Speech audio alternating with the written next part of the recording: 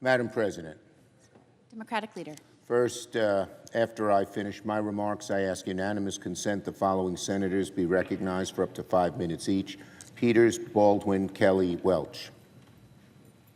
Without objection. Thank you, Madam President, and I'll be brief. After so many failed votes, it's clear we need to try something different.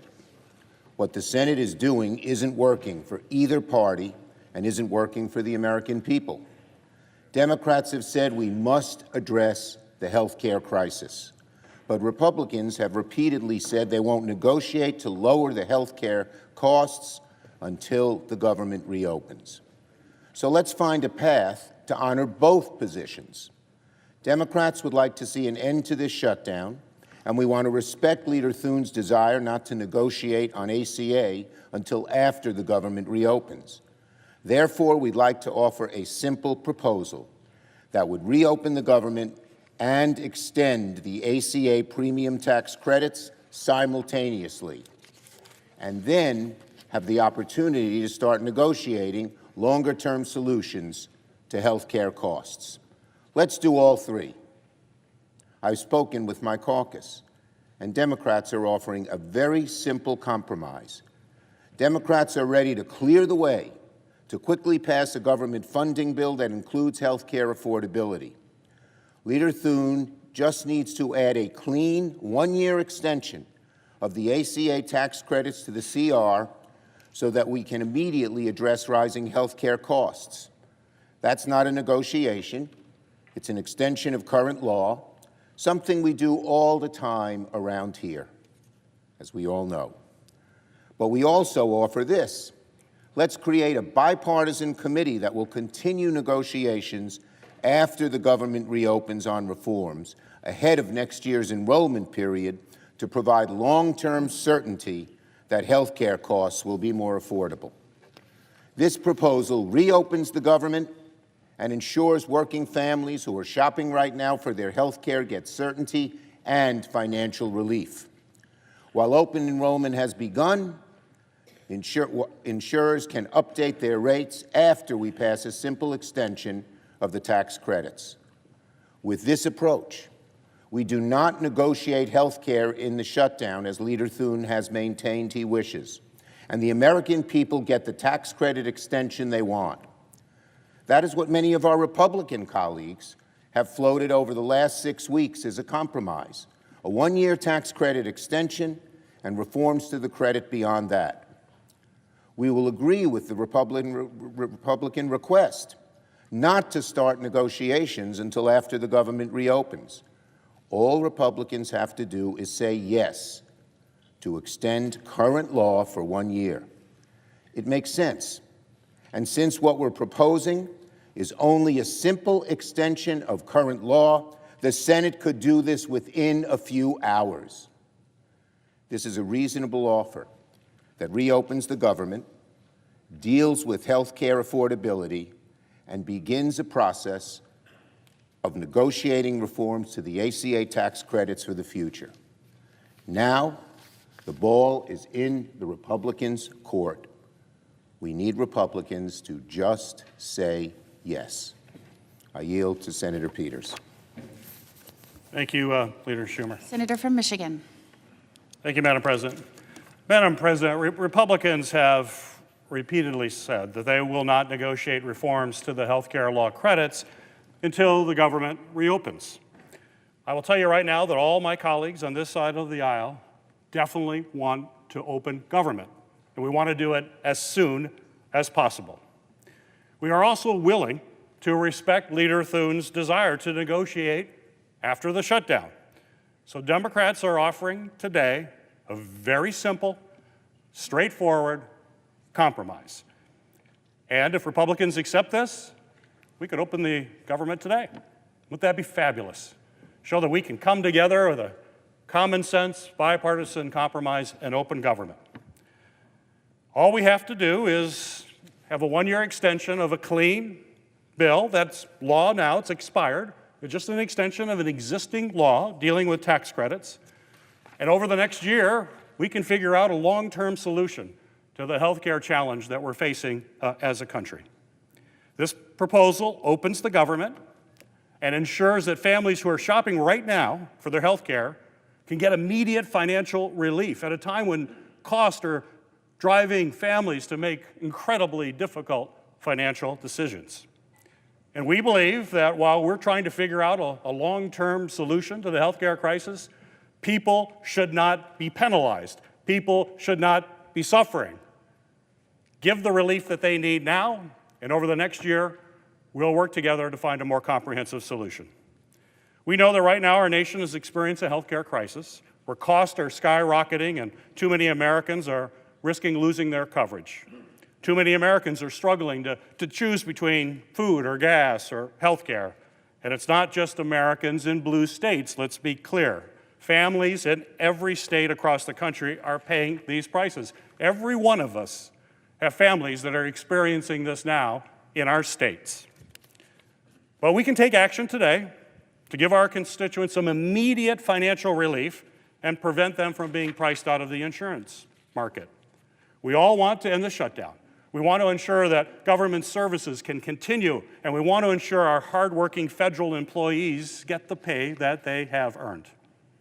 But Democrats have made clear since day one that in order to get the votes that Republicans need, we must address the healthcare crisis.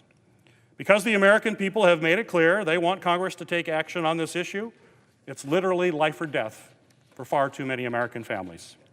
I know many of my Republican colleagues want to work on this issue too. I've had conversations with so many of my colleagues on the other side of the aisle who want to try to figure out how we fix this.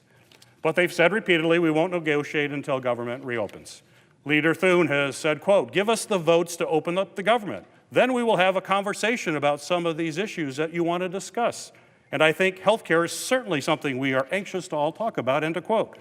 And perhaps most importantly, even President Trump has said he'd be happy to work with Democrats on health care policies, but only once the government is reopened.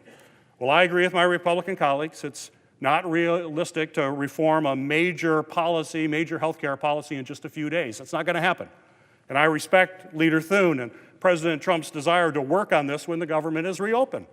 And I'm willing to compromise on that. My colleagues are willing to compromise this, and it's something that can be done today if we need to. But our Republican colleagues have to be willing to compromise too. Compromise is a two-way street. And they have shown us that and we want them to show us that these are not just empty words, that they really are willing to compromise, and they do want to take action. So that's why we've put forward this very simple proposal. Extend the tax credits for 1 year. We are not asking to make any major changes to the current law. Just extend that to protect people who are suffering right now and are hurting. We're just asking to keep the credits in place for 1 year so that families can see some immediate financial relief from the costs that are going through the roof, so that they can make important decisions about buying their health care right now during open enrollment. This is live. People are dealing with this situation as we speak.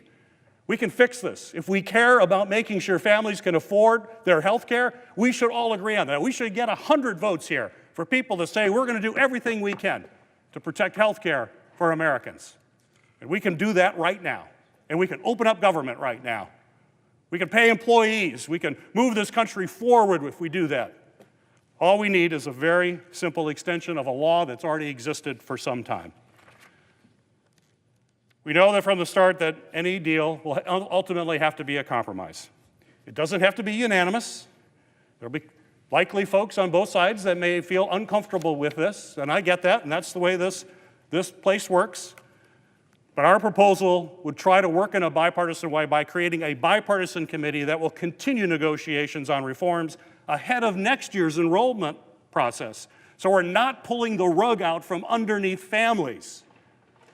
We're going to do it ahead of time so folks know exactly what to expect going forward. So I'm telling you now, Madam President, if we vote for this compromise today, we could open up government.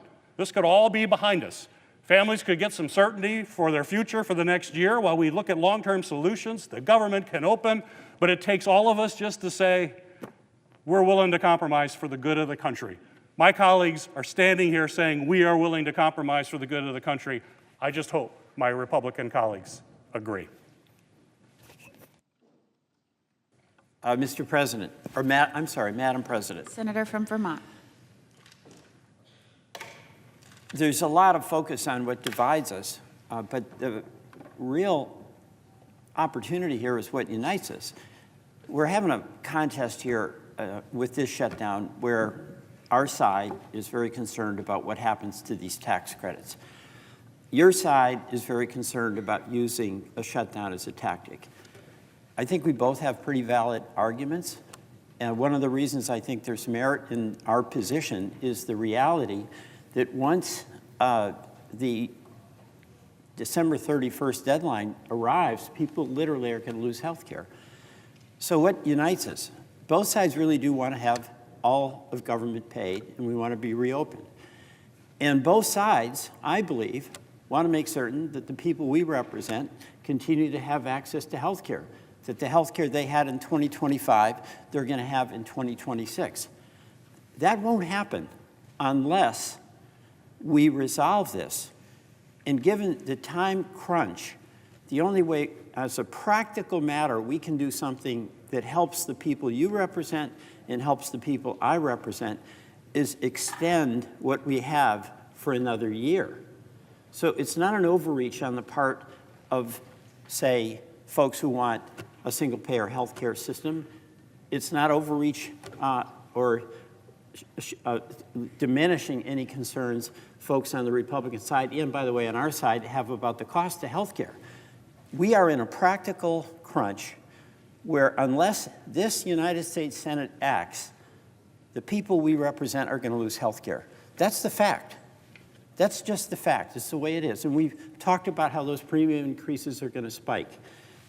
So what do we do in this situation where Leader Thune, who we trust, who we respect, is taking a position that we won't have discussions until we reopen government? Why do we object to that or have cautions about that? We trust Leader Thune. We trust our Republican colleagues. But what happens after it goes out of the Senate? We have no guarantee whatsoever it'll be taken up in the House at all. So the question that a farmer in Vermont would ask me at the end of any agreement is, Peter, what does this mean? Will I get my health care in 2026? And unless we have it where it's going to get a vote with some support from our colleagues in the House, the answer is I don't know, but I hope so. So we find ourselves with January 1st here, and that farmer, that small business person, not having health care. And again, this is the lament I have. What we're trying to do here, the folks who are going to benefit or not suffer are Republicans who voted for Trump and Democrats who voted for Harris and independents who didn't like either candidate at all. So we have an opportunity. And actually, we're the only people in the United States of America who have an opportunity. The only people, it's us, who've been entrusted by the people who we represent with their vote to solve this problem. And what I think is being proposed has a quality that's rare around here. It's restraint. We're not trying to overreach. We're just trying to say, maintain the status quo so that the folks in America who are getting their health care with the help of some tax credits will continue to have that health care in 2026 as they have it in 2025. So I hope we can come together for this temporary fix. And by the way, I just want to say the cost of health care is exploding. And we have an obligation, if we want to maintain access to health care, to address that. It's not a solution to deal with the health care crisis by taking people off of health care. They still get sick. So when our leader says that we want this bipartisan committee to address the cost of health care, we are sincere about that, because the biggest threat to the continued access to health care is the exploding cost of health care. I yield to my colleague from Wisconsin. Madam President, Senator from Wisconsin. I rise today to echo, to underscore, to emphasize what my colleagues have just presented. This is our path forward. This is how we reopen the government and lower health care costs for millions of Americans. This is what compromise looks like. Look, if I had my way, we would be making these enhanced premium tax credits for working families permanent. But I understand that we can't get everything that we want. That's how compromise works. And that is what our constituents expect that we do when we come here. I know that giving relief for the 275,000 Wisconsinites who are shopping online at healthcare.gov for healthcare as we speak, I know that this relief is urgent, just like it's urgent that we reopen our government. I've had so many conversations with my Republican colleagues here in the Senate. I know that so many of them have expressed privately that they are supportive of a one-year extension of Affordable Care Act tax credits. You know, they're hearing from their constituents who will no longer be able to afford their health care also, just like we are.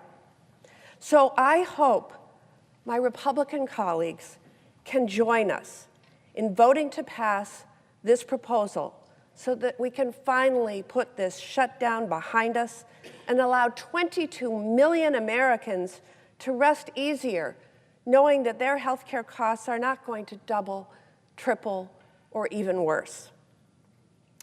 That I yield to the Senate. Madam President. Senator from Arizona. Madam President, for more than a month, I've been here in D.C. fighting to keep health care costs from spiking for my constituents. And for more than a month, I've been hearing from people I represent about what their health care costs now and what it will cost if these tax credits are allowed to expire. People like Leslie from Buckeye, who's a diabetic, and whose premium is about to go from $600 a month to $1,000 per month. And people like Jessica from Yuma, her and her husband currently pay $560 per month for them and their 3 kids. That's going to go to $3,100 per month if these tax credits are not extended. And for more than a month, I've been waiting for the President or Republican leadership in the Senate to sit down with us and try to figure this out, or even show that they care about the millions of Americans in our states who are in the same boat, people like Leslie and Jessica. Now, that hasn't happened. The President, as far as I can tell, has spent about 1 hour in the Oval Office with congressional leadership on this issue. 1 hour in 37 days.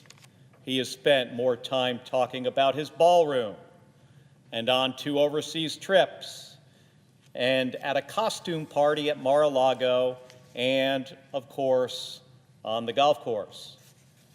The House of Representatives, they've been on a 7-week paid vacation. They are not even pretending to care about these rising health care costs. And the Senate, not much better. Week after week, the leadership of the Senate breaks for a long weekend, all while Americans are suffering. And they're suffering even more because Donald Trump is using them as pawns in this fight. He's still trying to illegally withhold SNAP benefits from hungry Americans, including children, to use as leverage. Donald Trump's official position on the government shutdown is that he will let hardworking Americans go hungry until we give in to his demands to let health care premiums go up dramatically for millions of Americans. Now, is that the position of my Republican colleagues? I keep hearing from many of you that you want to do something about this, but you say you can't negotiate. Not now. So let's just lay it out here. We need to extend government funding to reopen the government. But we also need to extend these tax credits so millions of Americans can actually afford their health care. So let's do both. No gimmicks, no changes. Let's reopen the government. But we can do that knowing that Jessica and Leslie and a whole bunch of other people that we represent can take their kid to a doctor and fill their prescriptions for another year. There is no reason why we can't agree on this. If you want to reopen the government and you want to help keep health insurance premiums from spiking, then let's do it. But if you say no, if you say you can't vote for something like this, well, let's just be honest about it. Tell the Jessicas and Leslies in your state that they're not going to be able to afford their health care anymore.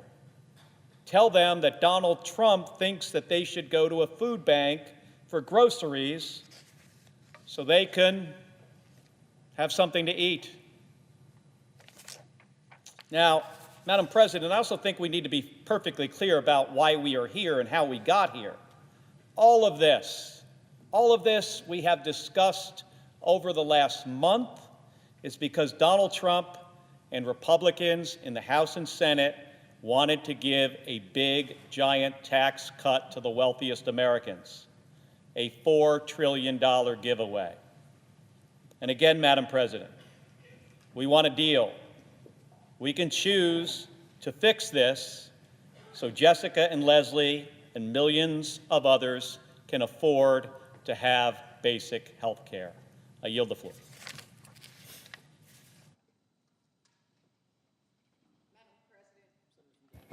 Senator from Delaware.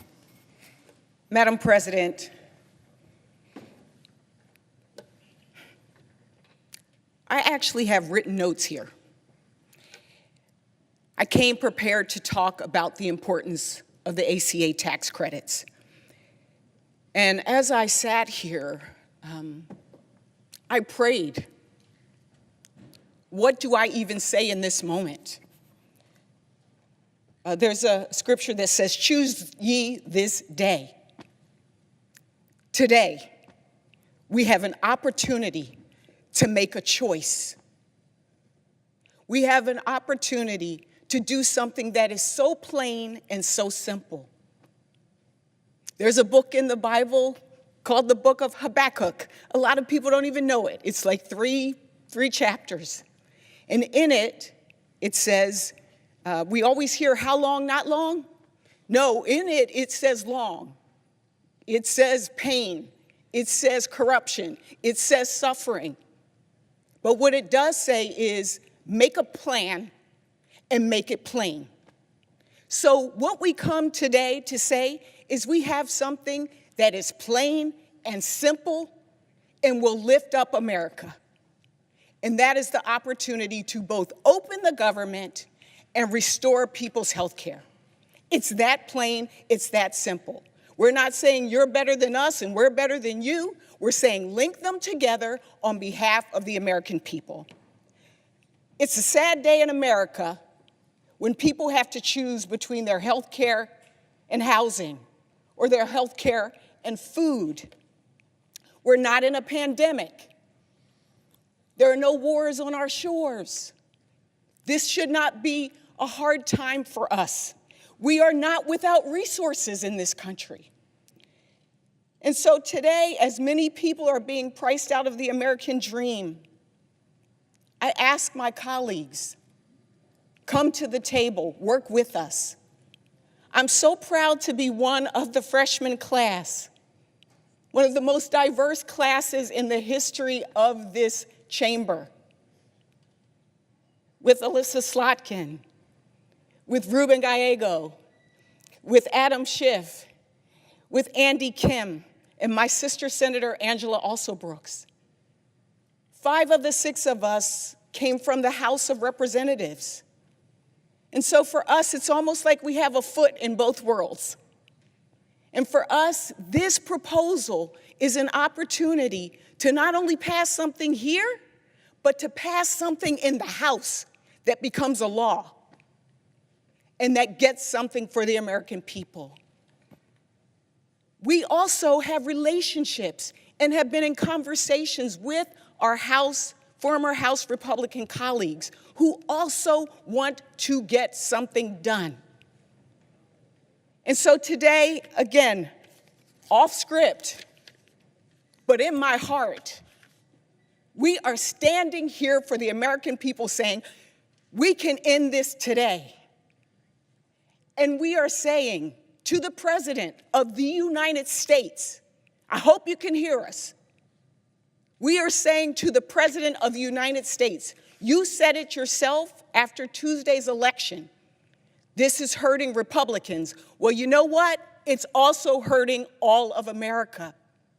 And so we hope that you will engage in something that is simple and clear.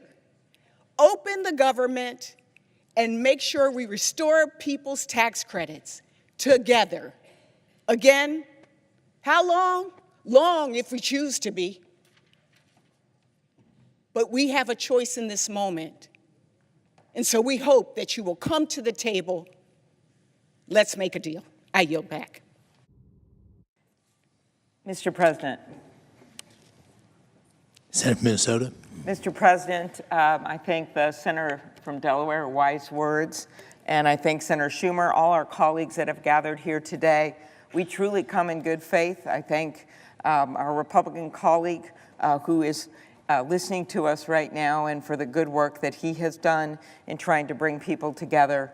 And we know there's a number of our colleagues on the other side of the aisle who've been working diligently with Democrats to try to resolve this. And we come in good faith because we know this isn't a blue state or a red state problem, it's everyone's problem. When we look at the people who are on these Affordable Care Act plans, they tend not to work at big corporations. If they did, they'd have health care. They do have health care. They tend not to work at government, local, state, federal. They tend to have health care. They work at small businesses. They are entrepreneurs, like the woman that I spent time with last weekend in Eagan, Minnesota, who has one employee, and she's so proud of her business. She's been doing better. And he had cancer a few years ago, and he got through it. He's married, has kids, and that plan, she pays for 75% of the premiums, her only employee, and he pays for 25% of the premiums. And she just looked at what would happen, and she thought, I don't know if I can keep them on. They're going to double.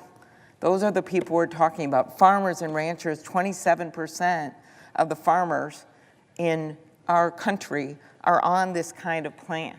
So these are people that are just on the margin so much because they've decided to go out on their own and be entrepreneurs. Or when I talk to my rural hospitals, they tell me how the people who are on these plans, if they can't afford a doubling or tripling of the premiums, which is what we're seeing right now with the numbers that came out on the marketplace, if it's doubled or tripled, they'll just drop their plans because they've still got to get groceries, they still got to pay the mortgage, so then they're going to drop their plans, and then the rural hospitals, who are already just hanging on, aren't going to be able to make it.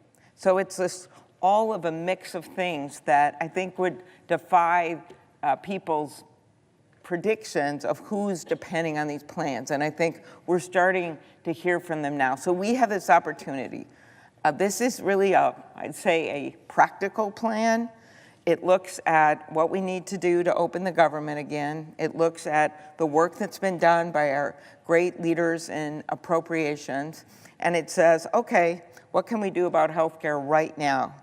We disagreed with the bill that got passed this summer on our side, but what can we do right now? And what we can do right now is stop this doubling and tripling of these health care premiums.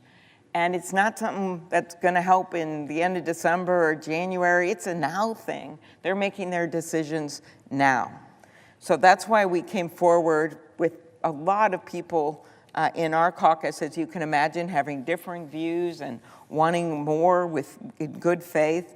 But we figure this is a good idea so that we can, one, help these people in all our states, and then two, look at reforms. We are open for reforms, and then these reforms would have to be done before these tax credits expire at the end of next year. but it will get us through this, and most important, it'll get people through it, like Elizabeth of St. Peter, Minnesota, who told me, I have no idea how I'm going to come up with the extra $200 each month. This is what's happening. People who are terrified of what's going on. So we have this moment in time. We're ready to work through the weekend. We hope our colleagues are as well. So let's get to the table. I hope the president comes and meets with us. The amount of money we're talking about here is about the same as the money that went to Argentina. I'm not going to relitigate that, but it shows what we could do and why we could do it. So let's get it done. Thank you.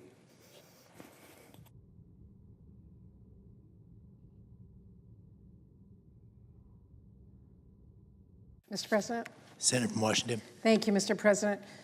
Mr. President, I join all of my Democratic colleagues here today to offer this proposal on the health care issue that has been holding all of us here and all of the American public for weeks now. Because after Republicans refused to work with us to save the premium tax credits all this past year, what we hear Republican leaders saying now is they maybe, possibly, will talk about health care. It just has to be later. We are so far past that. Open enrollment is happening right now. Republicans have already pushed millions of Americans off that tax credit cliff. If we truly want to help these people, Republicans need to work with us as fast as possible to pass this clean one-year extension. This is not some pie-in-the-sky request. As my previous speaker alluded to, if Republicans had no problems with Trump shoveling nearly twice as much money at Argentina, why would they oppose giving this kind of support to our own American families? Is there no time for working families? Are there no funds for health care? Mr. President, I cannot accept that. We cannot accept that. We can act, but we have to do it now. Every day that passes, this damage gets worse, and, by the way, harder to reverse. The best and quickest way to address the mega healthcare hike is this clean one-year extension of the enhanced premium tax credit written into the CR that we ultimately will vote on to reopen the government. Like my colleagues, I have heard so many heartbreaking stories from people in my state. They're not political. They don't care about Democrats or Republicans. But I will tell you, they are at a breaking point. Some of them have been on the verge of tears as they talk to me, explaining how they simply cannot afford to buy health care for next year. That weighs heavily on me and all of my colleagues. We carry their stories with us. Their words are on repeat in my mind every minute I walk through these halls. I am here today fighting with my heart and soul. I'm giving Republicans every opportunity in the world to do the right thing. I've been out here on the floor, I've spoken ad nauseum about how letting these tax credits expire will actually hurt people in Republican states the most. So we're here today to say our hand is outstretched. We are ready to go, a one-year clean extension, and we can reopen the government and save so many families misery in this country. Thank you, Mr. President. I yield the floor.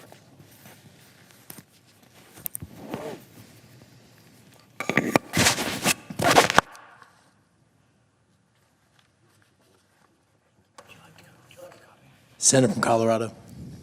I speak today to echo the sentiments of my fellow members of the caucus. This is a moment where, at least in Colorado, we hear stories every day of people faced with the challenge of whether to pay their rent or to make sure they maintain their health care. People who have pre-existing medical conditions that are worried that if they go off their health care now, they might be pushed into a circumstance where they can only receive attention in emergency room situations, defeating the purpose of their treatments. By going forward and taking a one-year extension, nothing new, but just a one-year extension, we allow all those people in Colorado and across the country to sort through their health care issues, to re-equilibrate, and to make sure that they are not left out in the cold. And I think that's the The key here, we're looking at tens of millions of people that will either lose their health care or have dramatically significant increases in the cost of their premiums if we do nothing. So I hope that we can come together and move forward with this clean CR with the extension of the subsidized tax credit for the ACA. Thank you. I yield the floor.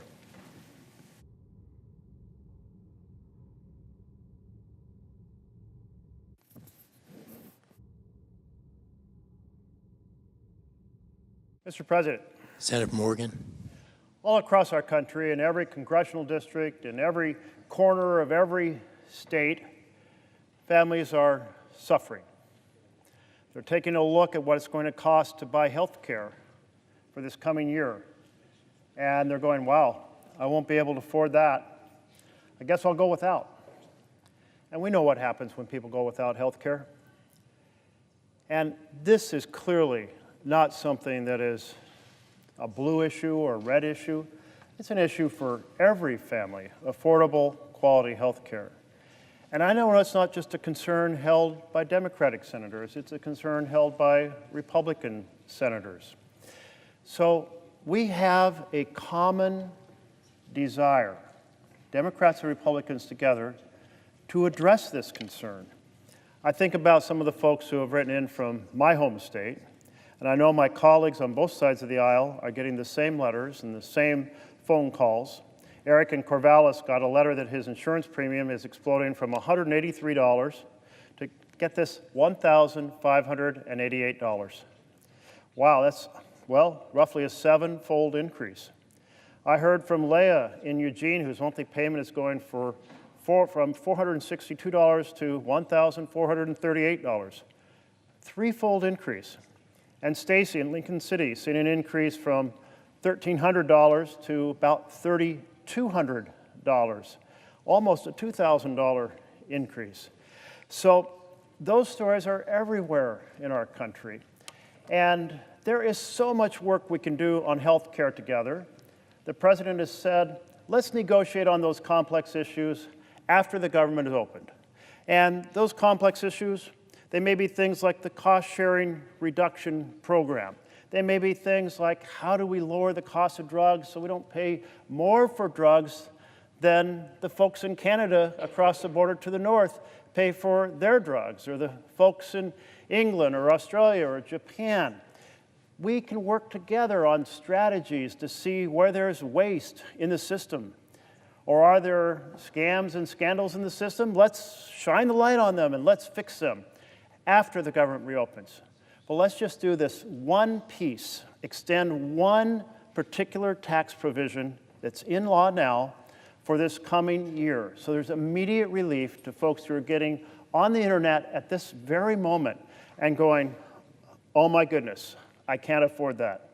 The Erics, the Leahs, the Stacys that exist in every corner of every state. I've been hearing from small businesses, and they've been saying Main Street is Pain Street. Why? Because so many of the small businesses in my state, and I'm sure in every state, go to the ACA exchange in order to buy insurance. And so they're reeling from that impact. They're reeling from other economic fluctuations in the country.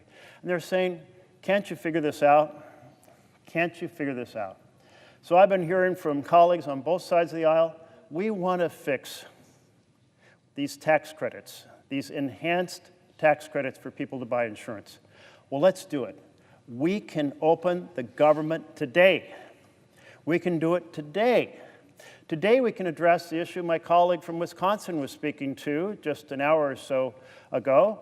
He was saying people who are working should get a paycheck. That will happen if we pass this today. He was saying folks who are furloughed should get a paycheck.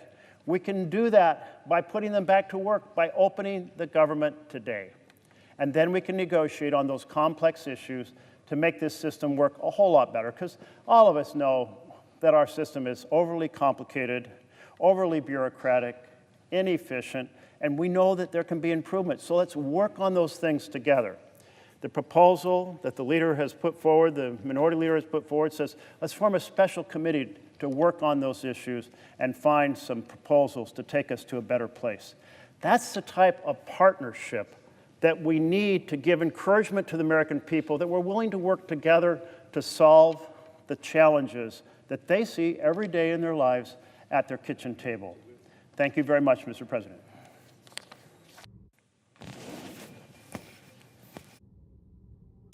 Senator from California. Thank you, Mr. President.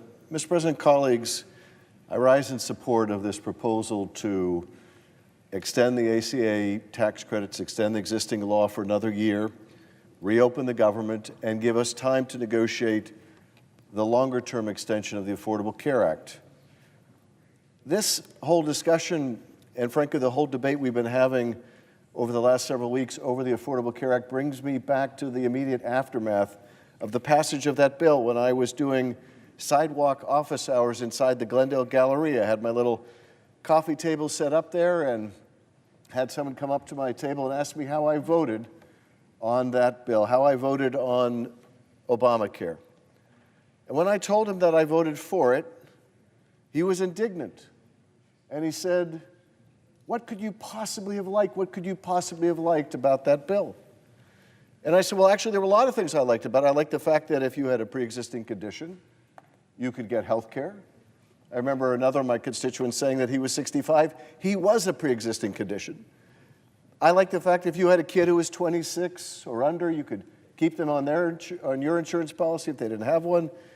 And then I said, and I like the fact that tens of millions of people that can't otherwise afford health care are going to be able to get health care. And he looked at me and said something that I never imagined I would hear. He said, and you really think that's such a good idea?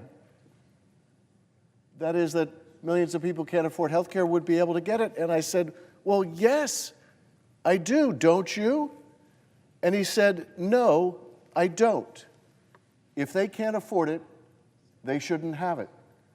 And I recognized the moment he said it that he was speaking for millions of people. I'd had one of those huge town halls with 3,000 people, and no one would say that even at those screaming town halls. But his view was if they can't afford it, they shouldn't have it. And I think that view is really at the center of this debate. In the wealthiest country in the world, does the government have any responsibility to make sure that health care is accessible to people? I think we do. Now, who are these millions of people that are going to lose their health care if we don't extend the ACA tax credits? Well, let me just share the stories of two of them, of my constituents, who wrote to me. The first and said, my bronze HMO high deductible plan is $752 per month, and using most but not all of the tax credit, my monthly premium is $200 per month. That's using $552 worth of credits. I'm single, I'm currently single and retired, so my income is well within the limits to qualify for the credits, but if all the credits go away for 2026, this will wipe me out. And I will likely go without insurance, even though I know that's not a good idea. And here's the story of a second constituent. Anyone else gotten their health plans rates for 2026? I did today, and I will have to cancel mine. With chronic conditions requiring daily prescriptions, weekly doctor visits, current quarterly labs, and biannual mammograms, my share of cost will go up well over $1,000 per month. And as a senior on a fixed and low income, I could not possibly come up with $1,000 a month. Sadly, there are so many seniors who will be in this position. That's who we're talking about here. These are some of the millions of people that will lose their access to health care if we don't extend the ACA. So I urge support for this. As Leader Schumer said, we can reopen the government today if we can simply extend the tax credits for another year and give us time through a bipartisan commission to work on a more permanent extension. I urge support, and Mr. President, I yield back.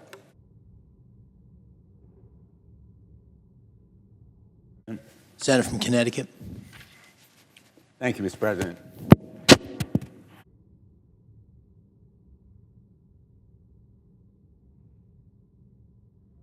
Mr. President, I thank my colleagues for this unified support for a measure that is eminently reasonable. I thank the leader of our side, Senator Schumer, for advancing this proposal. It is a compromise. It's simple and plain, and I'll be very blunt, it's not everything I would have wanted. Like the senator from Wisconsin, my friend Senator Baldwin, I would have wanted the health care tax credits to be permanently guaranteed. I would have wanted a guarantee as well that there be no rescissions or impoundments of funds, as this president has done repeatedly. I would have wanted a reversal of the firings, the so-called RIFs, reductions in forces, that have been eminently unfair, and a guarantee of back pay to everybody who has been furloughed. There are other provisions that, for me, were profoundly important. It is a compromise, and compromise is not a four-letter word. It is the way we get things done. And this picture of unity is worth 1,000 of my words, but it is also a clear response to a crisis that we face. And we face it today. It is a crisis in healthcare. It's a crisis in hunger. It's a crisis in air transportation.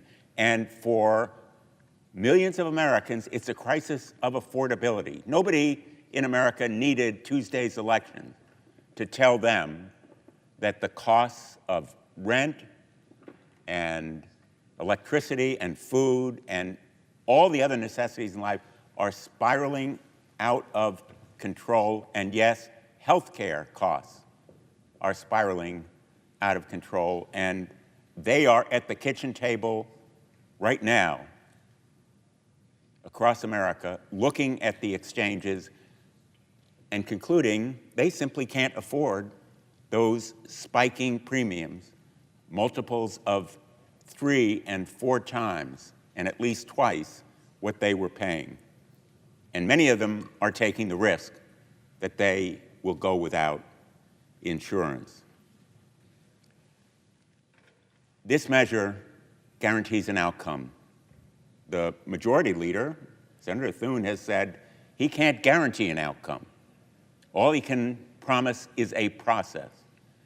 And I am unwilling to accept a promise of some vote at an indefinite point on an undefined bill sometime in the future, because the urgency of now for American families means they are making choices about whether they can afford insurance this moment for next year.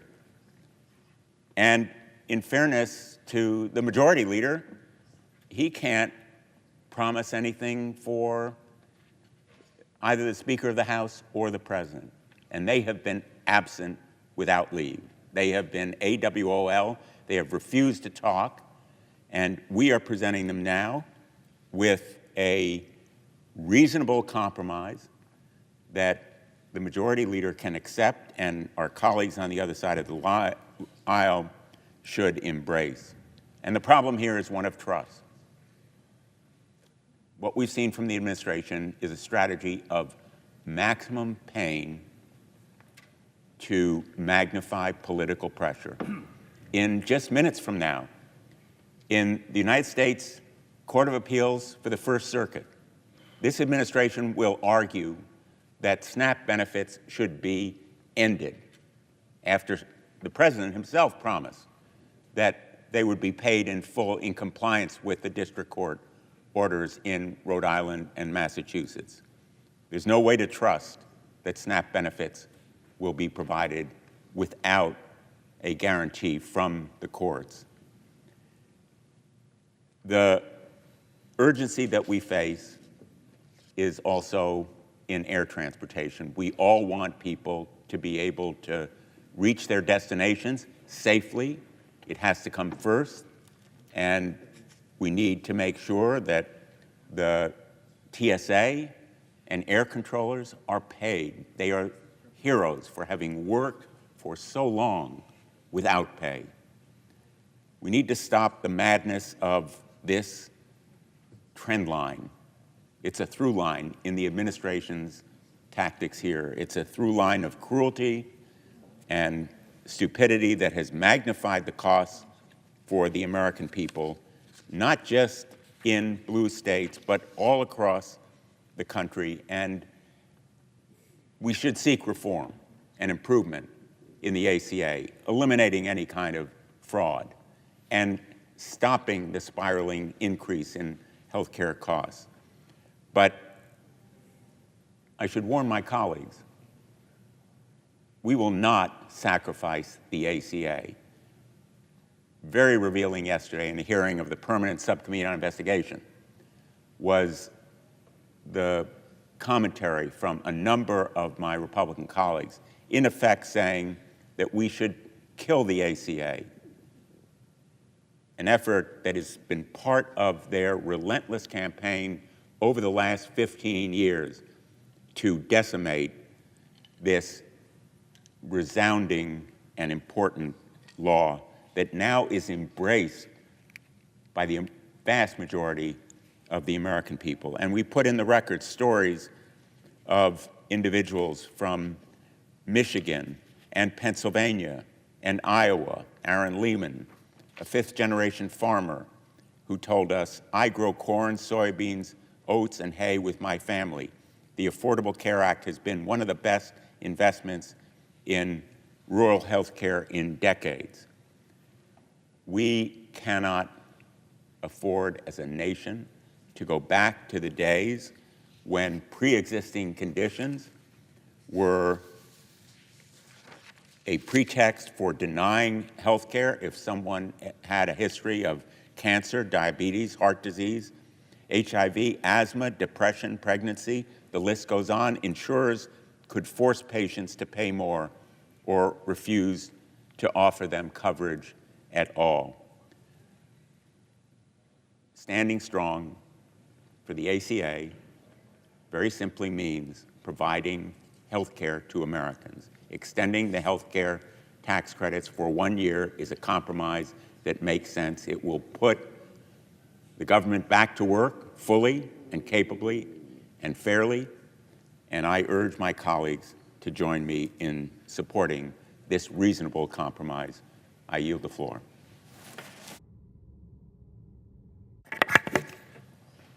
Mr. President. Senator from Vermont. Thank you. Mr. President, we are now in the 38th day of a government shutdown. That means that federal employees all over this country who have to feed their families are not getting paychecks. It means that air traffic controllers are forced to work crazy hours, and we worry about the safety of our flights right now. We worry about Capitol Police officers right here in D.C. having a hard time feeding their families. These are hard-working people who are doing important work. They deserve respect. They deserve to be paid. This shutdown must end as quickly as possible. And on top of the fact that we have hundreds of thousands of workers not getting paid, we now have a president who, for the first time in the history of this country, is willing to allow our kids, low-income, working-class children, to go hungry in order to try to make a political point, a point, by the way, that the American people are seeing through. Mr. President, the cause of this shutdown is not complicated. For the first time in ever, the majority party in the Senate, which needs 60 votes to pass a budget, is refusing to negotiate. It is their way or the highway, take it or leave it. We got the majority, we're not talking to you, despite the fact that they only have 53 votes. And to make this situation even more absurd, and to show the American people the contempt in which the Republicans hold for negotiations and democracy, You got a Speaker of the House who has now given his members a 6-week paid vacation. Country is in the midst of a major crisis.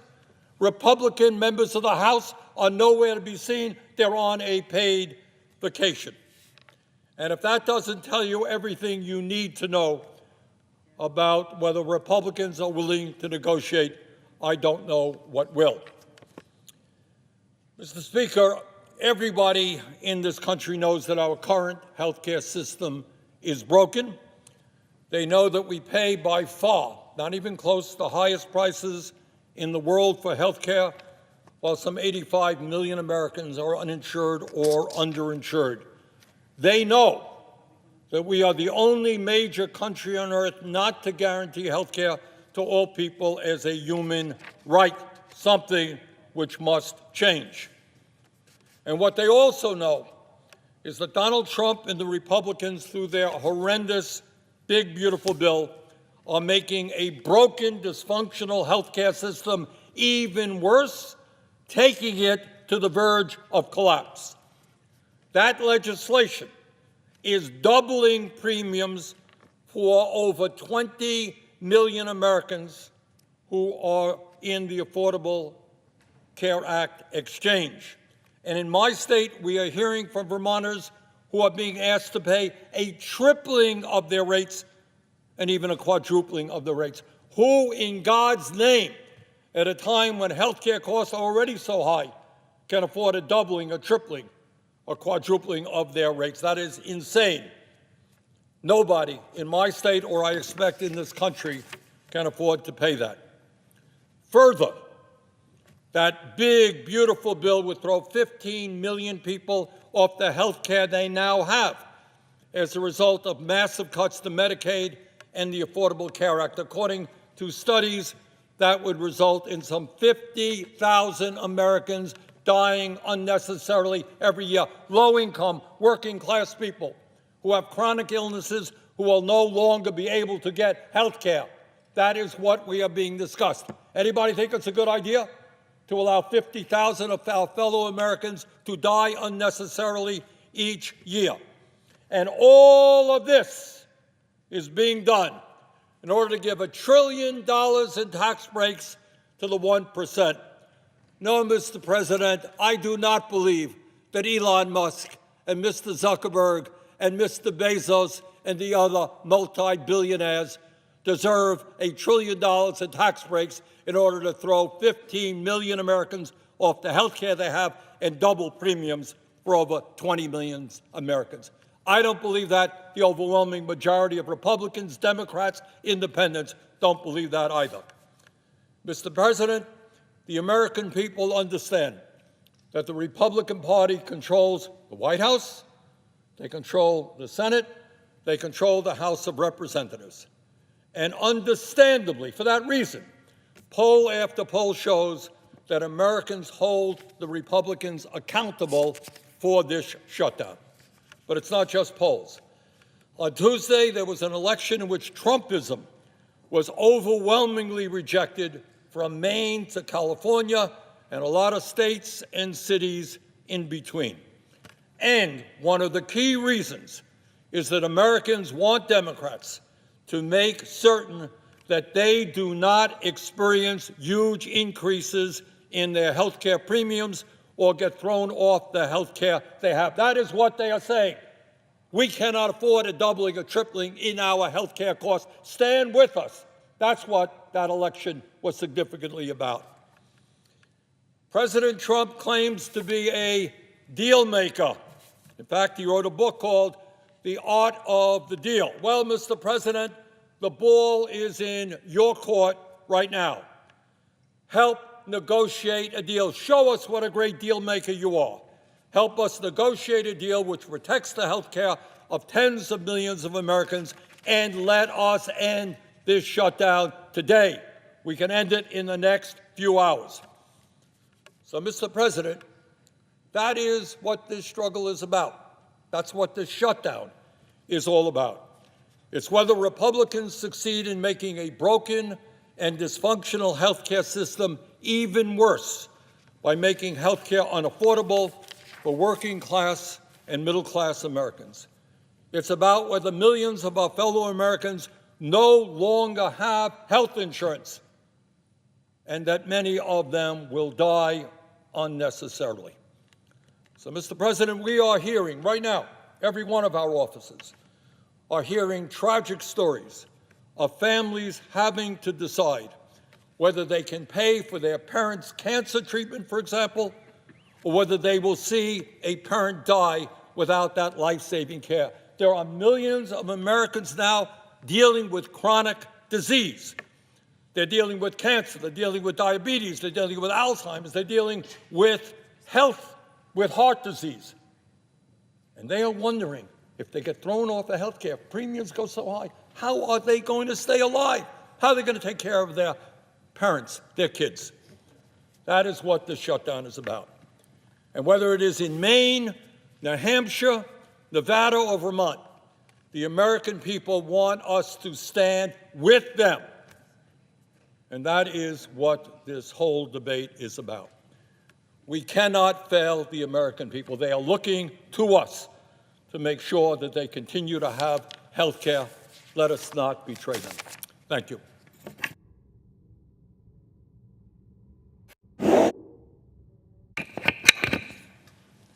Senator from Washington. Mr. President, I actually like good local journalism. I'm going to fight as hard as I can in the United States Congress to keep local journalism and fight AI that basically might obliterate it for all intents and purposes. So I'm just going to read my statement here.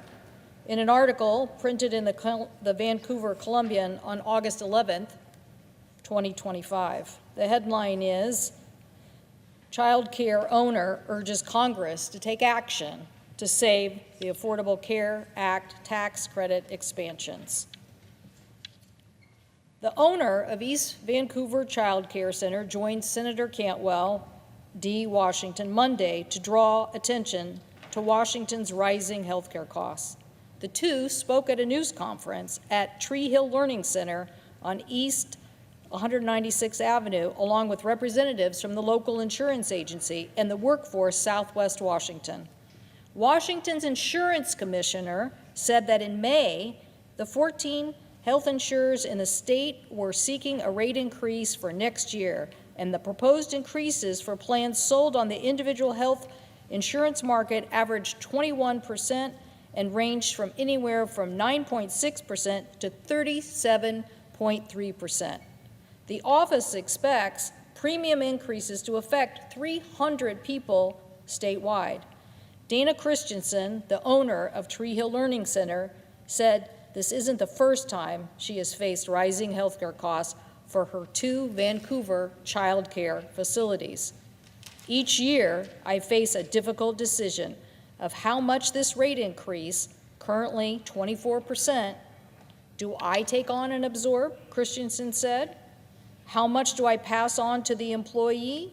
How much do I pass on to the families in the form of higher child care tuition increases? Each rate increase request is evaluated independently by actuarial staff, said Aaron Van Tool, spokesman for the Insurance Commissioner's Office. That's mandated by state law. But the rate changes are usually finalized in September, Van Tool said.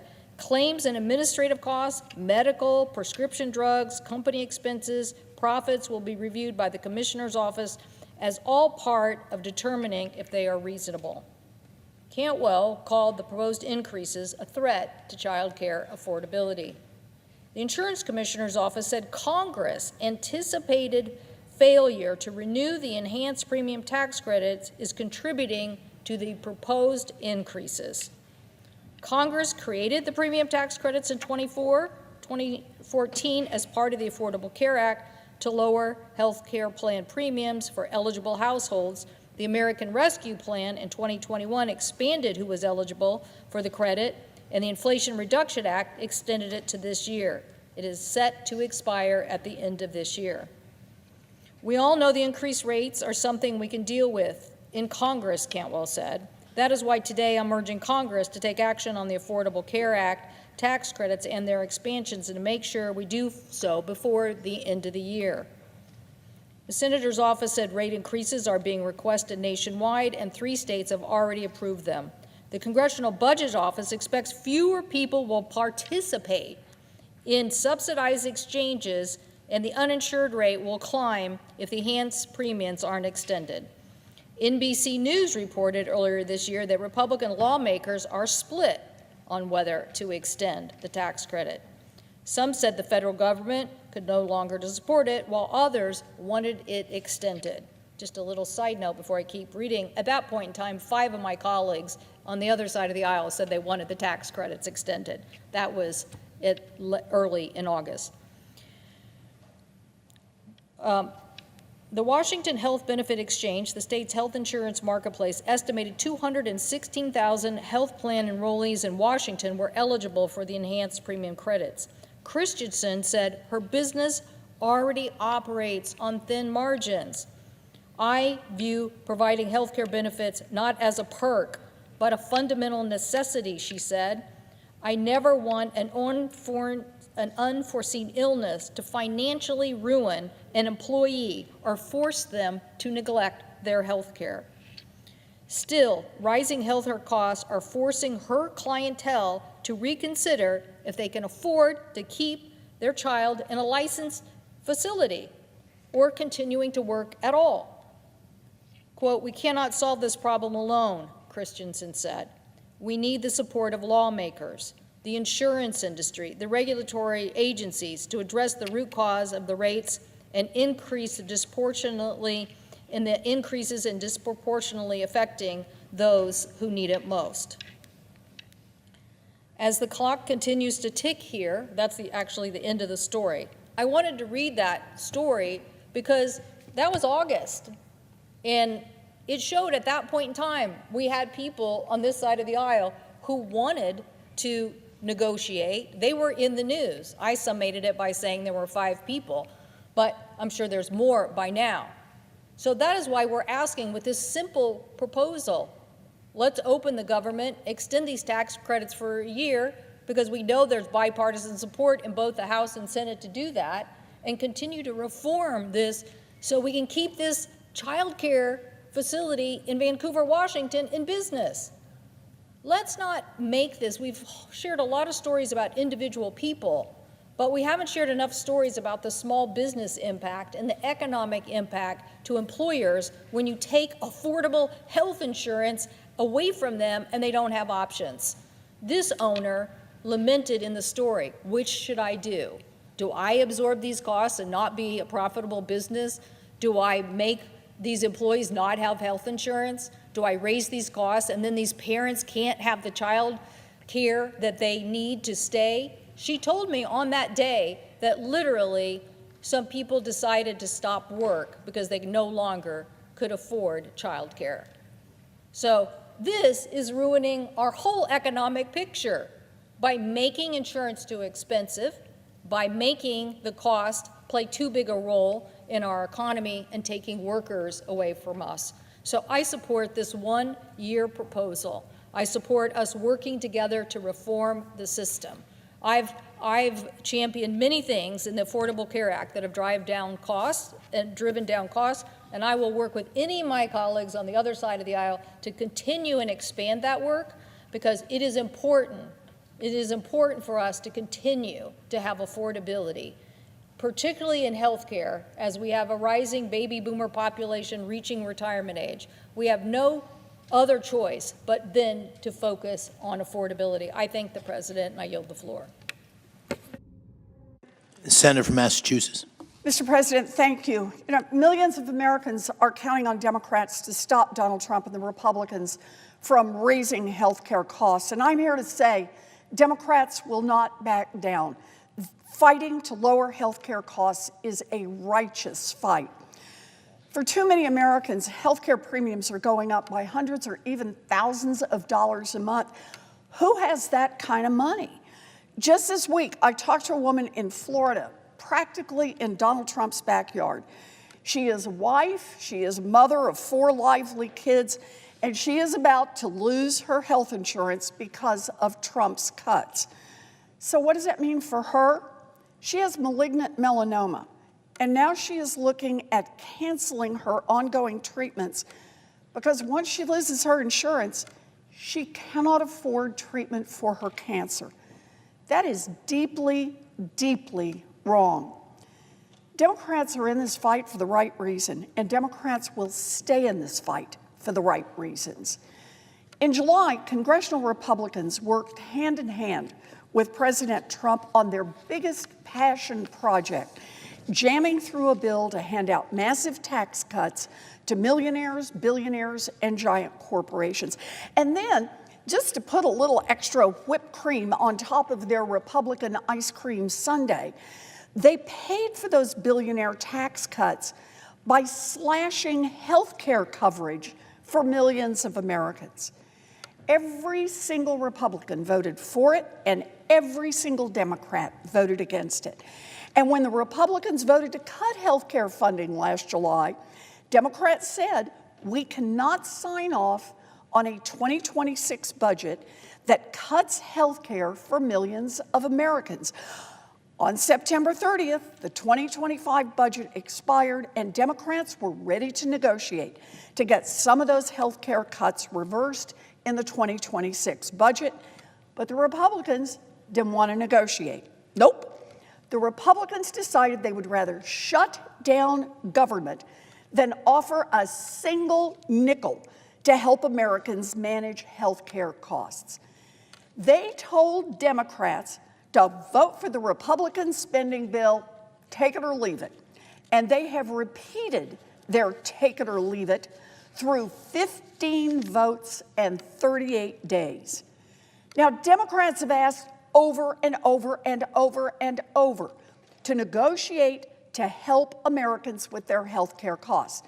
But Donald Trump and the Republicans flatly refused to even talk to Democrats to try to get the government back open. Not even once have the Republicans been willing to negotiate, not once. So, where are we now? Well, Trump tweeted 7 times in one day about his brand new marble bathroom at the White House, while Americans turned to crowdfunding to pay for their health care and grocery bills. Trump hosted a Great Gatsby-themed party while he turned off food assistance for millions of Americans. You know the message to 42 million Americans from Donald Trump? Eat dirt. And Trump is weighing the important idea of etching corporations' names into his grand new gold-encrusted ballroom, while millions of Americans who lose their health insurance will get sick and be forced to decide whether to give up care altogether or go bankrupt trying to pay for it. Meanwhile, Republicans in Congress are in disarray. The House is now in its 7th week of paid vacation. They couldn't reopen the government if they wanted to because they aren't even in Washington to vote. They have members, Republican and Democratic members, who want a deal on health care. But Speaker Johnson just says, nope, everyone spend another week on paid vacation. And here on the Senate side, Republicans are in chaos. Leader Thune puts the same bill up over and over for the same votes, but he won't talk about changing a single word. And now he can't even organize a vote among Republicans to reorganize the government. Instead, Republicans are fighting with Republicans over what to do, and still no one says, let's help families on health care and get the government open. So, Democrats have put a proposal on the table. Lower costs by extending health tax credits for 1 year and reopen government. Do it all in one vote. And during this next year, we will continue to work to make our health care system work better. It's a common sense plan that helps people across this country and that gets our government open. The Senate could do its part to reopen government in less than an hour. We can do it right now, this afternoon. We just have to put the interests of the American people ahead of politics. Americans are demanding, urging, begging Congress to do something. Do something before Americans are forced to get sicker and sicker before they can get health care. Do something before health care costs go up and up and up for everyone in this country. People are sick of Washington politics. So we ask our Republican colleagues, help us do what is right for the American people and help us do it right now. Mr. President, I yield the floor.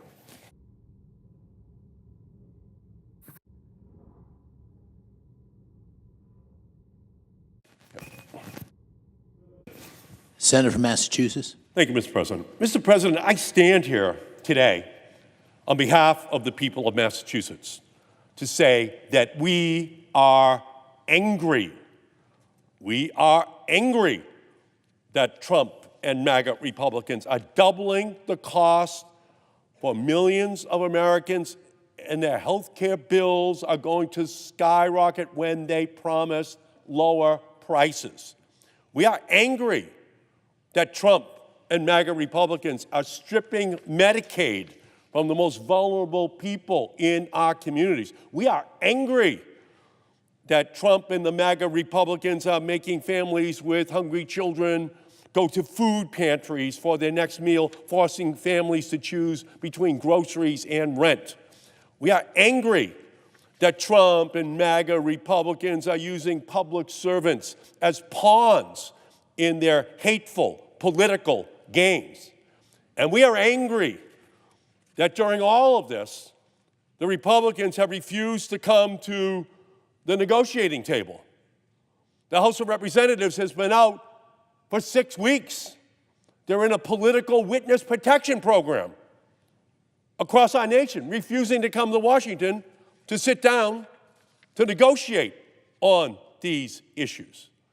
And Americans are counting the hours that are left to solve this health care crisis for them and their families. They're looking around for help. They're looking around for hope. And they are all looking instead at cruelty, pain, fear. That is the agenda of Trump's MAGA Republican Party. Last weekend, I met with Jeff from Natick, who is fighting stage 4 lung cancer. He pays $35,000 a year for an affordable care, health care plan. $35,000 a year. If he can't keep that insurance plan on December 31st, he will have to pay $300,000 a year. Jeff does not have $300,000. That's about to hit him in about 7 weeks. Barbara, she retired early to take care of her spouse with dementia. Her bill's going from $7,500 a year to $18,000 a year. She cannot afford that. There are 22 million stories like Jeff, like Barbara, 22 million of them, who are facing Thanksgiving and Christmas over the next 7 weeks, and there are no answers for them. 22 million people. That's outrageous. These people are afraid and they're angry. By the way, we saw a lot of that anger come out on Tuesday night. They came out angry. They came out of fear to vote. That's what happened. And it's only going to build and build and build as each day goes by, and we cannot get an answer from the Republicans on how are we going to handle those people?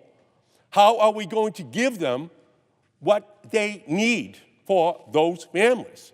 And it is very difficult to fathom this abject cruelty of this president, who is happy to force grandma to choose between paying for her prescription and paying for her heating bill, forcing a caretaker to choose between being there for their parent with Alzheimer's or picking up an extra shift, forcing a single mom to choose between paying for a checkup or paying for after-school snacks.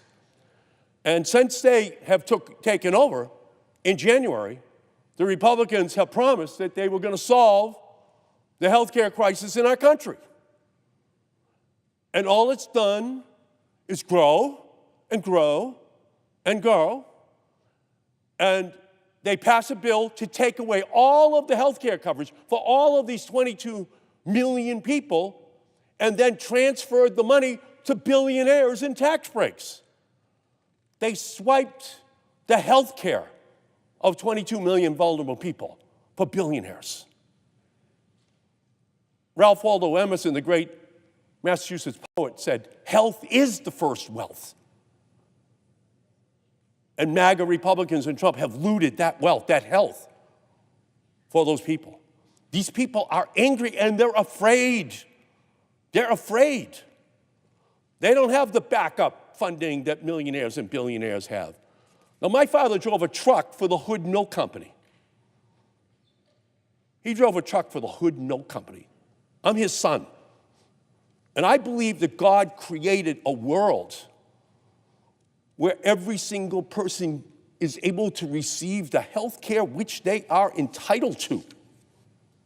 3 meals a day, put children through school, keep them safe from illness, give Americans dignity in tough times. Those are the families we're talking to right now.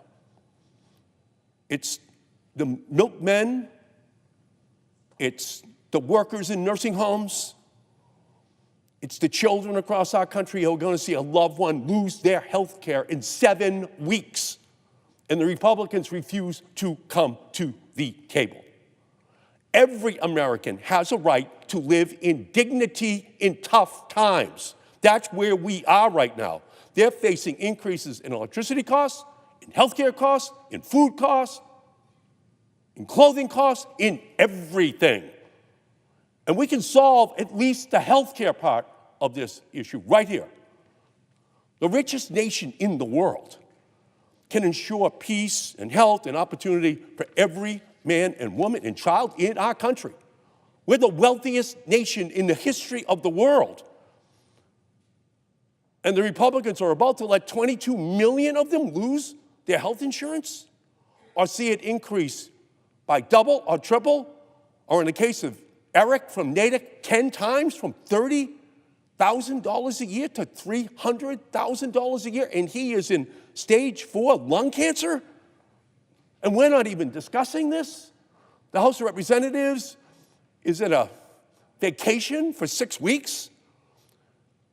Well, those 6 weeks, if you project them forward from now, we're talking about Christmas. That's what we're talking about.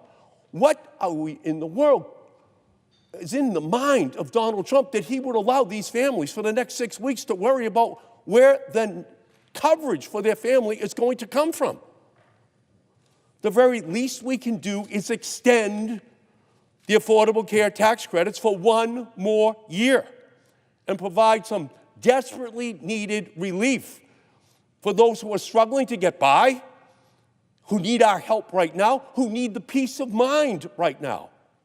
Those 220 Republicans on that political witness protection program that they're on across the country, they're going to have health insurance for their families.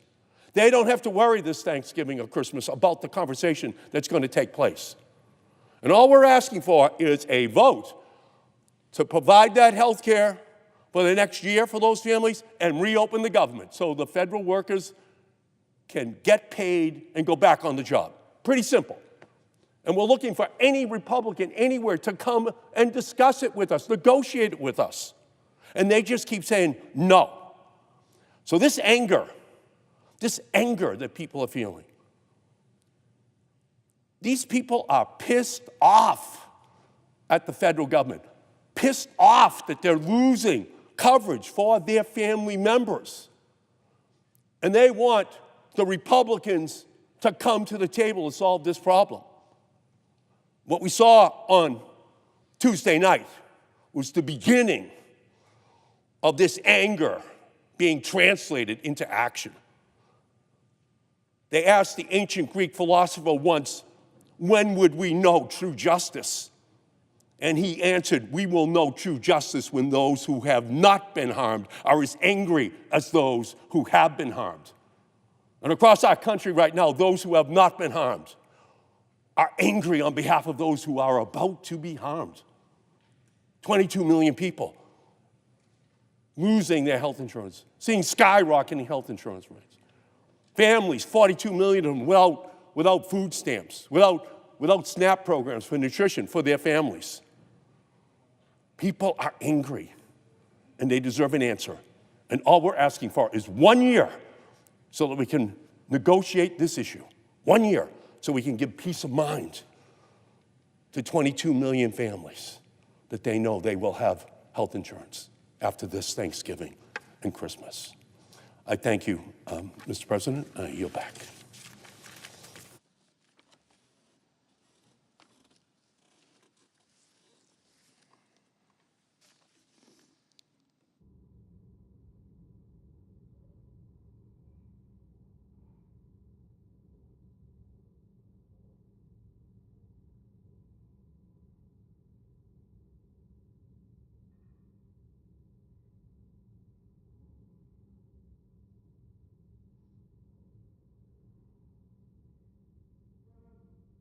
Senator from Oregon. President, I support this proposal and would like Americans to know why. Since before Donald Trump was sworn in for a second term, Senate Democrats have known that this is a health care problem for millions of American families that cries out for fixing. Again and again, we asked our Republican colleagues to work with us, sit with us, and negotiate improvements in a black-letter law that makes Americans' health care better for American families. Again and again, we were turned down. So, on the Senate Finance Committee, everybody knew this day was coming long before Donald Trump took the oath of office. Now the crisis is here, and I'm here to say our door is still open. The Senate Finance Committee has a track record of getting bipartisan work done. Senator Crapo and I wrote a bill that transformed how pharmacy benefit managers work in Medicare. It passed the Finance Committee 26-0. Despite this track record, Republicans still refuse to sit down and even have a conversation about how to help these Americans afford their premiums. That's why we've all been out on the floor today. I'm in the fight for Bart and Carla from Eugene, Oregon. A few years away from Medicare, they've had long careers as a carpenter and a teacher. They worked hard. Now the rug is being pulled out from under them. They've been paying $400 a month in premiums. Without an extension of the credits, they're going to pay $2,200 a month. That's an increase they just can't handle. My Republican colleagues have provided a host of excuses about why they can't work with us, but the excuses don't hold water. For example, there have been allegations of fraud, the same straw man that they used to make the largest Medicaid cuts in history. Republicans pretend they're fighting fraud, but really they're just pushing up costs and kicking working people off their health insurance. And so, to again try to bring everybody together, we introduced legislation that would prevent bad actor brokers from enrolling or switching people into plans without their knowledge. That way we could slap fraudsters with criminal penalties when they harm consumers. On the Republican side, after all the talk, no co-sponsors. Finally, there's been an excuse that says this policy was created during COVID, and now that the pandemic has passed, the tax credits ought to lapse too. Doesn't make any sense to me. I don't see Republicans coming down to the floor, for example, to say that telehealth benefits for seniors on Medicare should expire because they were created during the pandemic. This is something I feel strongly about. As my friend from Minnesota knows, I wrote that with the late Orrin Hatch on a bipartisan basis again. The first Trump administration used them to great success. Just because a good health care policy was created in a crisis moment doesn't mean it ought to be ripped away from Americans once the crisis is passed, especially when ending that policy would create a new crisis for over 20 million people who no longer will be able to afford good quality health care. Those are just a couple of the Republican excuses. But the bottom line is, over here, we want to protect families' health care and keep premiums from rocketing into the stratosphere. And unfortunately, the Republicans haven't shared that view. My hope is, and we've had an important conversation, appreciate the leadership, Senator Klobuchar, we've had an important conversation about trying to get our colleagues on the other side of the aisle to do the right thing. Join us as we've done so often in the Senate Finance Committee, and lower Americans' health care costs. I yield the floor.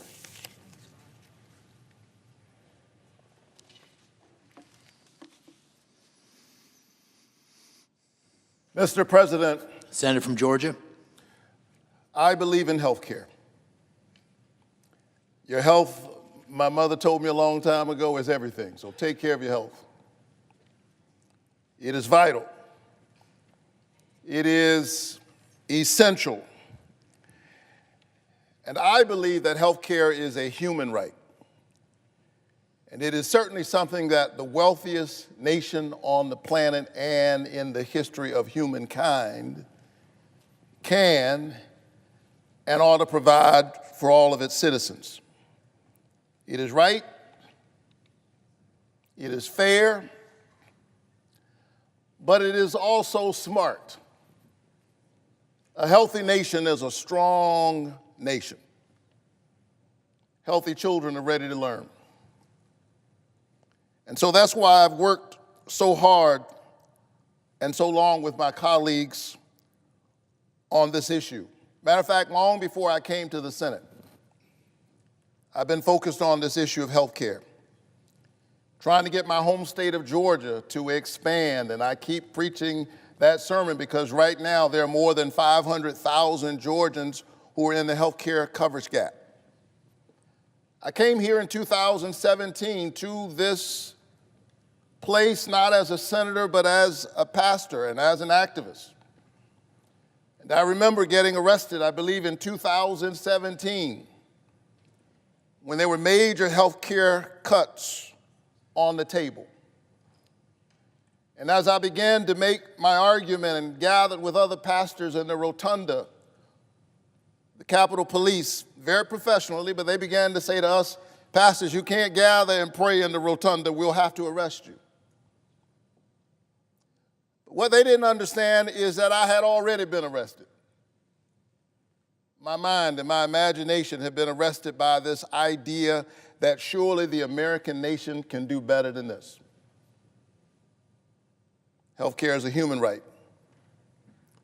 Dr. King, who led the church that I am still honored to lead, said that of all the injustices, inequality in healthcare is the most shocking and the most inhumane. And that's why I was proud to join my colleagues, and I am proud to stand with my colleagues in this fight. This is about 22 million Americans who will see their health care premiums double, some triple, some quadruple. And this is not theoretical stuff for me. These are the people in my community. These are folks sitting in the pews of my church.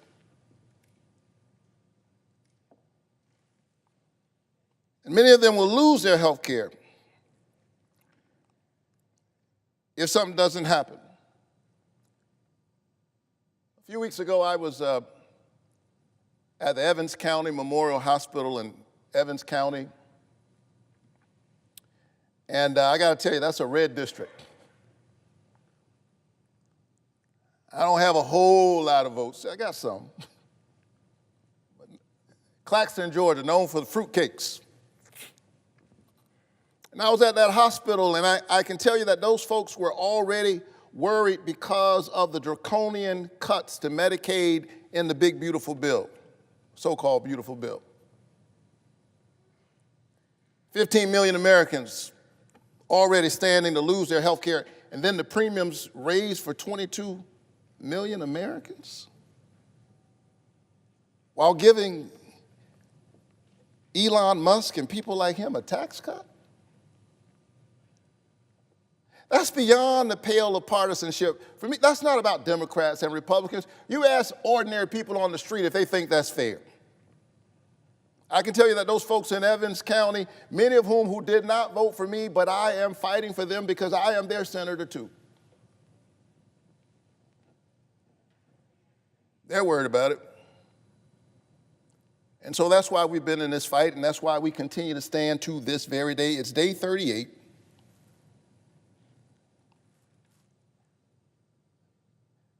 And we're holding vigil because of the pain of the people we represent. And there's a lot of pain to go around. 22 million, whose premiums may go up, have gone up. They're seeing it on the portals right now. Federal workers who've been furloughed. The kids who like me, are in Head Start. We've got Head Start centers that are about to shutter because of the government shutdown. And let's be honest, the folks on SNAP were dragged into this fight. They were not a part of this. They were dragged into this fight. There are already legal provisions to make sure that they are cared for, and this administration right now is defying a court order to feed America's hungry people.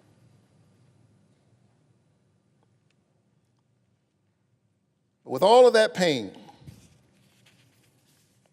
from the crisis in health care, from the ongoing government shutdown, we come to our sisters and our brothers on the other side and we extend the hand of compromise. Because it hasn't taken me long to learn that really that's the only way you get anything done in this body. I work all the time with colleagues with whom I disagree about 90% of the time.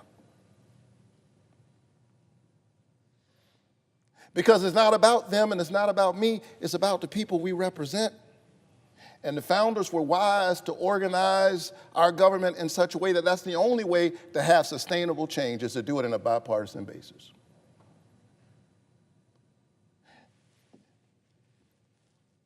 And so my colleagues have taken their position, we've taken ours, and here we are at an impasse. But I represent a state that elected me and Donald Trump.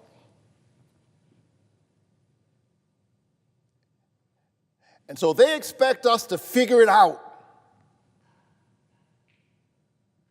Sometimes when I'm driving my car, I've got a 9-year-old and a 6-year-old, 9-year-old daughter, 6-year-old son. Sometimes they're in the back seat having a disagreement. He looked at me. She touched me. And then they say, Daddy, you know, they call on me. And here's what I say more often than not: figure it out. The two of you on the back seat of the car, that's your sister, that's your brother. We're all in the same car. We're trying to get to the same destination. Figure it out. We're all in the same car tonight.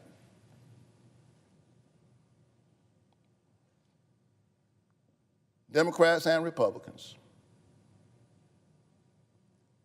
There's a way in which the poor and the wealthy there's a way in which they're all in the same car. COVID reminded us of that. Before we had a vaccine, if my neighbor had the virus, I too was in peril. That didn't make my neighbor my adversary. That means that I have a vested interest in making sure that my neighbor has coverage. And so here's the proposal: 1 year clean extension of the ACA subsidies. That's you know that's not what we want. You know, if we had it our way, we would make it permanent. That's not what we fought for 38 days for, a 1-year extension, but we're offering that after standing for 38 days. 1 year extension, and then let's sit down, and in the words of Scripture, let us reason together. Let us have a conversation. Let's reopen the government. Let's extend health care to folks who in real time are opening up the portal and they have sticker shock. And then let's sit down and figure it out, because if we're honest, the status quo is not working very well for anybody. Anybody who's just trying to defend the status quo has not been talking to ordinary people. There are a lot of things that need to be fixed, and we can do that, but we've got to reopen the government and give people a little bit of hope. Give those 22 million Americans hope. Give the 44 million Americans who need SNAP some hope. Give our federal workers some hope. There's an African proverb that says, when the elephants fight, it's the grass that suffers. It's the grassroots in Georgia and all across the nation right now who are suffering, because too often the politicians make the politics about the politicians rather than about the people. Let's center the people, and if we center the people, we will compromise, and we'll figure it out. In closing, Mr. President, nobody believes a Baptist preacher when he says in closing. I've worked with members of your party on a whole range of things. And at the risk of embarrassing him, Ted Cruz and I even work together every now and then. And I mention him because early in my tenure here, he and I worked on a little thing, just a little provision, to try to get a little bit closer to building out this interstate, I-14, that would run through Georgia all the way to Texas. Same road that runs through Texas runs through Georgia. And if we get that road built out, when it's time to get on that road, nobody asks you, are you a Democrat or are you a Republican? Nobody asks you about your religion or if you have a religious tradition at all. Nobody asks you. Some folks are going to church, some are going to the mosque, some are going to temples, some are going to the park, some are going to the beach, but they all get on the same road trying to get to wherever they're going.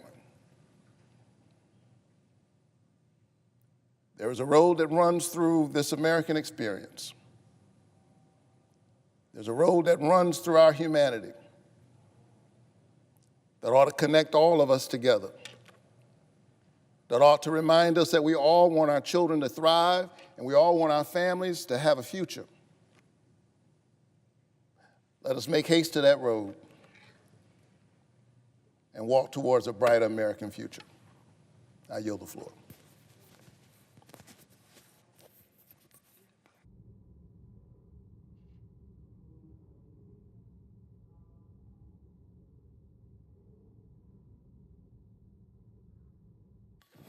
Mr. President. Senator from Minnesota. I note the absence of a quorum. Clerk will call the roll. Ms. Alsobrooks.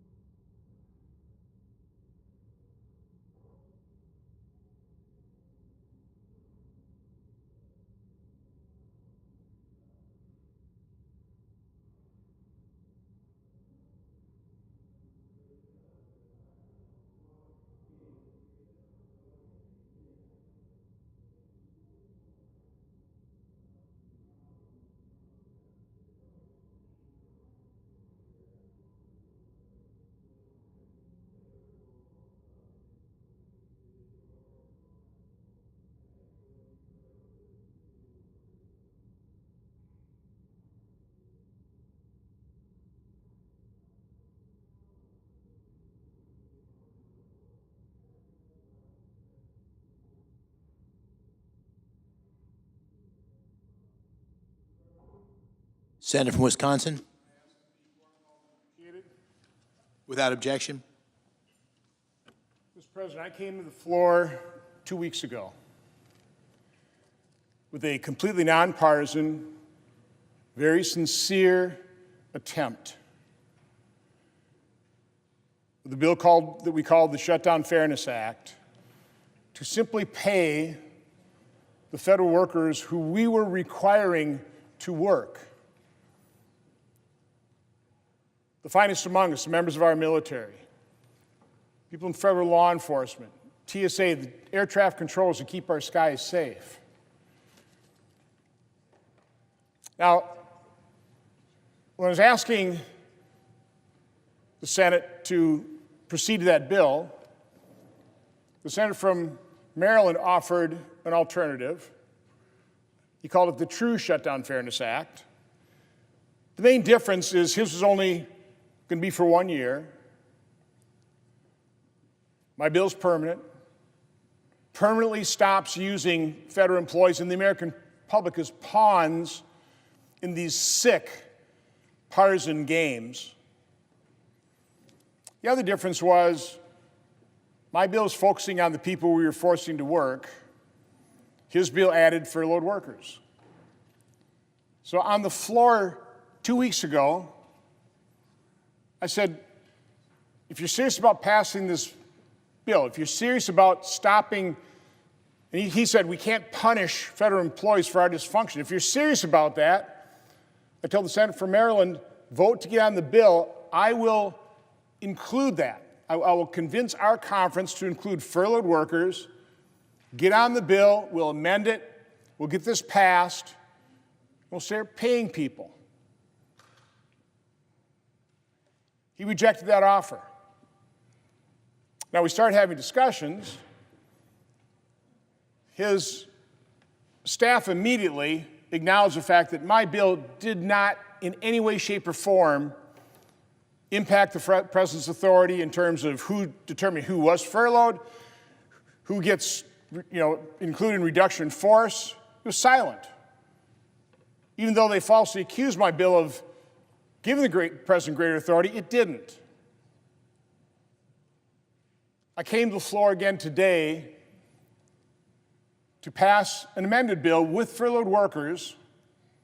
By the way, a bill that is now supported by the American Federation of Government Employees.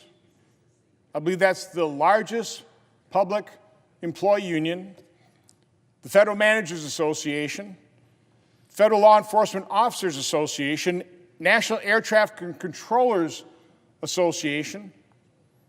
We're going to have the senator from Texas come down and talk about what is happening with air travel as we speak. The International Association of Firefighters, the Association of Flight Attendants. These are public sector unions that generally don't support Republican legislation. What they particularly like about my bill is the fact that it's permanent. It prevents federal workers, and quite honestly, the broader American public, from being used as pawns, again, in these sick political games being played right now with their lives. So, in a few minutes, we're going to proceed to vote on a motion to proceed to my original bill. That's how this works. The leader voted no, so he can bring it up for reconsideration. So we have to bring that bill up. But we already have the language for the substitute amendment, which includes furloughed workers, that has been vetted by, quite honestly, offices, both Democrat and Republican Senate offices, by the Office of Management and Budget, by the public sector unions who have come out in support for it. This is a bill that is ready for prime time. This is a bill that is ready to be passed tonight. Now, it was unfortunate that we couldn't pass it by unanimous consent, because had we done that, the House is on a 48-hour callback, and they will come back. The Speaker has already said they will pass this in the House, and we can get our military members, air traffic controllers, these federal workers who keep us safe, we can get them paid. So again, I'm just asking, I'm actually pleading with our colleagues on the other side of the aisle to please vote to proceed to this bill. We'll substitute an amendment that includes furloughed workers. We can pass this tonight. If we vote to proceed, we can then vote for unanimous consent to waive all the time agreements, and we could even pass this yet tonight. Make our skies safer. But I know the senator from Alaska has a few words to say, and I know the senator from Texas will as well. So I yield to the senator from Alaska. Thank you, my colleague from Wisconsin, Senator Johnson, and I've been proud to work with him on this bill over the last couple of weeks. The way this came to the floor, Senator Johnson and I were making the case in the conference. I had a bill that actually was a bill about paying our troops. Imagine that. You wouldn't want to pay our military during a shutdown, including the Coast Guard. Senator Johnson came to me and said, hey, Dan, I got a broader bill. Let's pay everybody who's required to work to keep us safe in America. So I said, great idea. Let's do it. So this is the Shutdown Fairness Act. Senator Johnson already talked about what it does. It's very, very simple. If you are required to work because your job's important, primarily because you're keeping Americans safe, then you should be paid. We have a great example right here. All these Capitol police officers right now keeping us safe right here on the Capitol, they're not getting paid. Air traffic controllers, TSA, keeping us safe right now in America. Senator Cruz is going to talk about what they've been going through. They're not getting paid. They should be paid. And of course, our military. President Trump has worked magic to keep them getting paid, but that's going to run out soon. So this is a very simple bill. There's nothing more American than paying people for their hard work, especially when the federal government is requiring them to work. So what happened? Oh, and by the way, Senator Johnson mentioned it's well over 200 groups now. I have the long list of public employee unions, the Teamsters, private sector unions, all kinds of organizations across America are saying to our colleagues on the other side of the aisle, pass the short-term CR, but also pass this bill. So what happened? When we worked this 2 weeks ago, there was a number of Democrat senators who came to us and they're very interested in doing it. Because it makes sense. How could you not be interested in doing it? We can negotiate health care and these other issues, but the men and women in the federal government who are working without a paycheck, you've been hearing stories about the FAA guy driving an Uber because he's got to pay his family. He's not getting paid. And he's had a really important job as an air traffic controller. So we thought our bill was going to pass. A number of Democrat senators were like, hey, we agree with this. It's 2 weeks ago. So what happened? Here's what happened. The same thing that's been happening every night. The Minority Leader,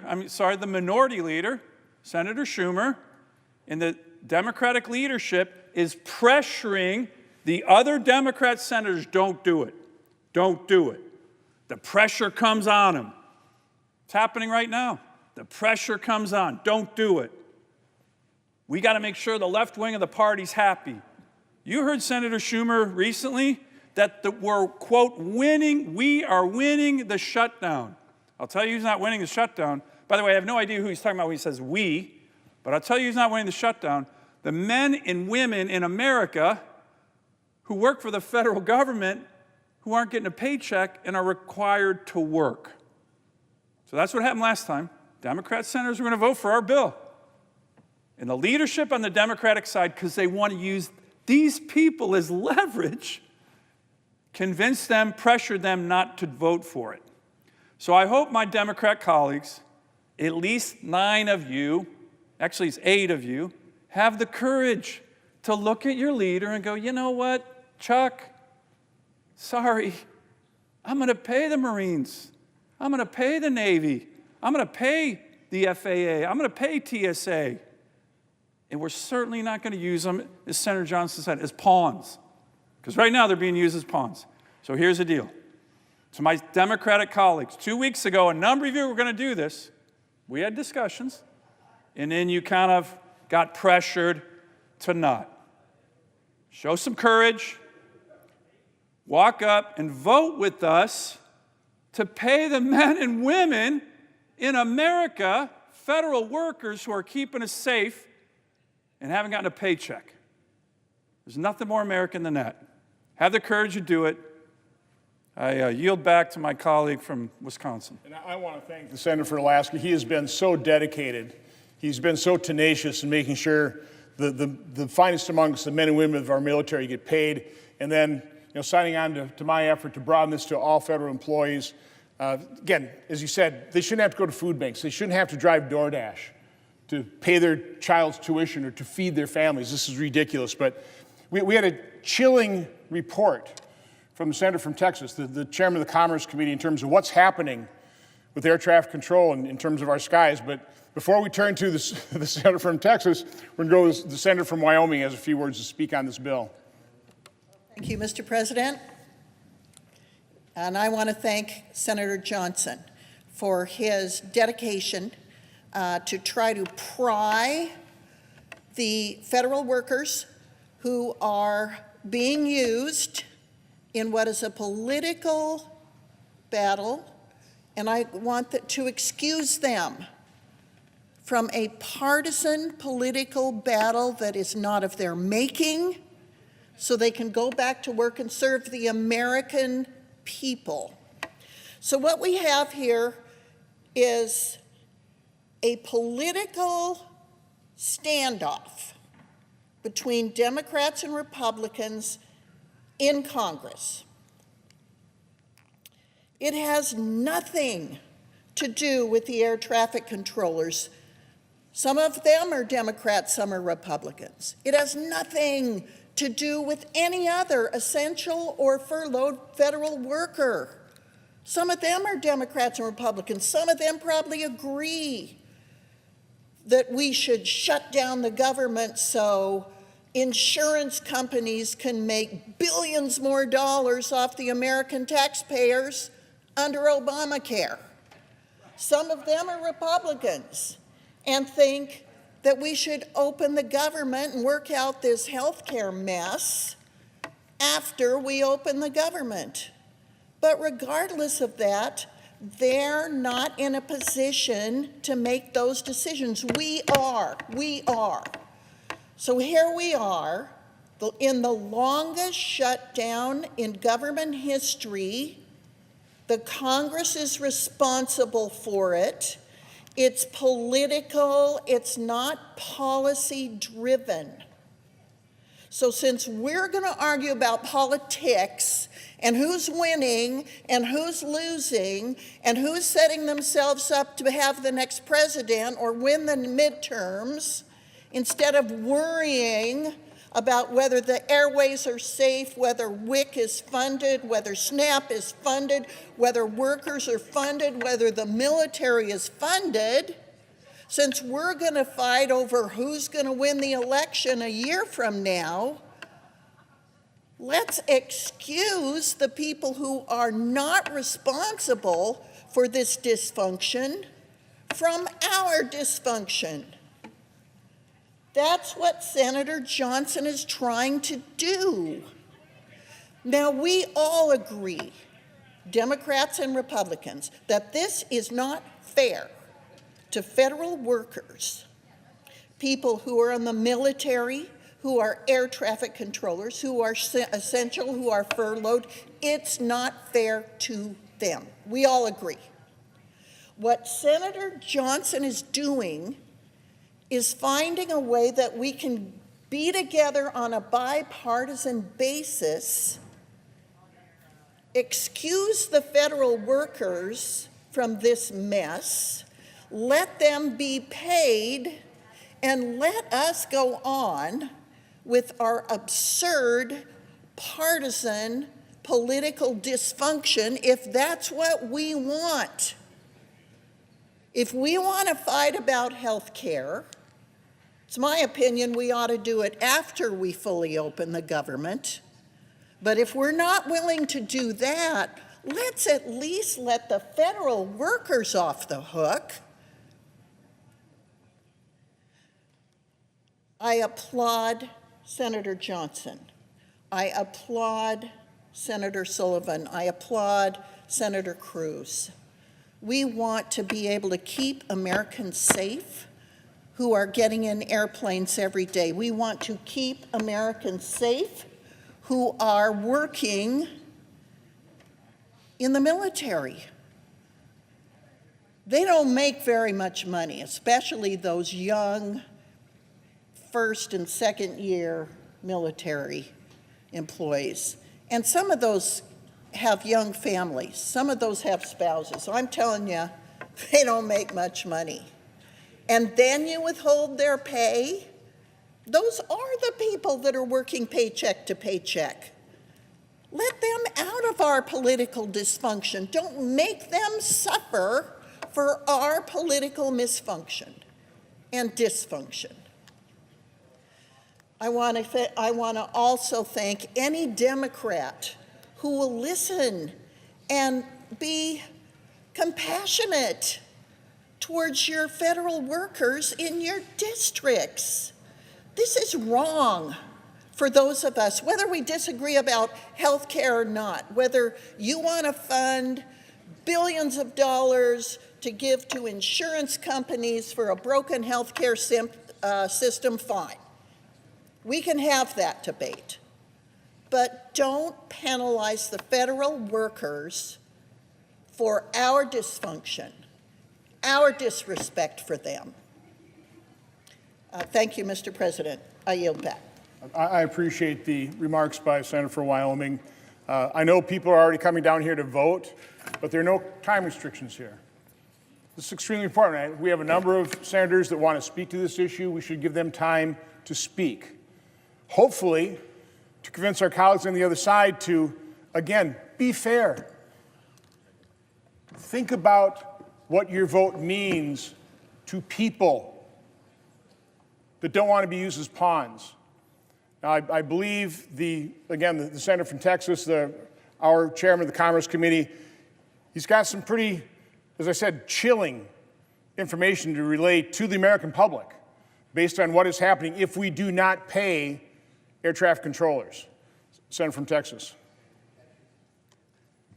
I thank Senator Johnson. It is day 38 of the Schumer shutdown, the longest government shutdown in the history of the United States. Now, Senator Schumer told the world, quote, "Every day gets better for us." Senator Sullivan asked, "Who's the us?" I'll tell you who the us is. This is a partisan political show. It happened because in March, the Democrats decided to be reasonable and allow the government to stay open. And the extreme left wing of the Democrat Party got furious, and Senator Schumer nearly lost his job. And now, the government is shut down because the Democrats want to show the radical left wing in their base that they really, really, really hate Donald Trump. Now, on the Democrat side of the aisle, there's a talking point we actually had in the Commerce Committee yesterday. One of our Democrat colleagues said, there's a Republican president, there's a Republican Senate, there's a Republican House. This is the Republicans' shutdown. And I don't know who actually produces those talking points for Democrats, but every one of them, word for word, says the identical thing. Well, I tell you, I spoke shortly thereafter, and I said, you know, every witness in a court of law, before they testify, they're sworn in, and they're asked that their testimony will be the truth, the whole truth, and nothing but the truth. I said what my Democrat colleague just did there failed part number 2, the whole truth. You're right. There is a Republican president. You're right, there is a Republican House, and you're right, there is a Republican Senate. What the Democrats also know is that under the Senate rules, it takes 60 senators to vote to fund the government. They all know that. That's not something they don't know. And it's not an accident that they don't mention it. Why do we have a shutdown? Well, let's count. There are 53 desks on this side of the Senate floor. There are 53 Republicans, which means the government cannot be funded until at least 7 Democrats decide we're going to fund the government. By the way, this is not a new development. When Joe Biden was president, 13 separate times, we passed a clean continuing resolution. What does that mean? We had a 60-vote threshold then, too. That means Republicans could have done this garbage any of the 13 times under Joe Biden, but we did not. They didn't have 60 votes.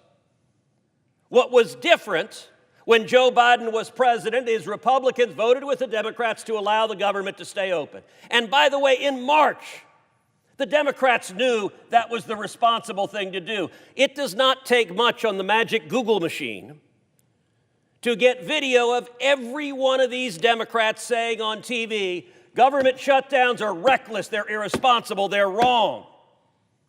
They all know that. But you know what they're counting on? I look up and the press gallery is virtually empty.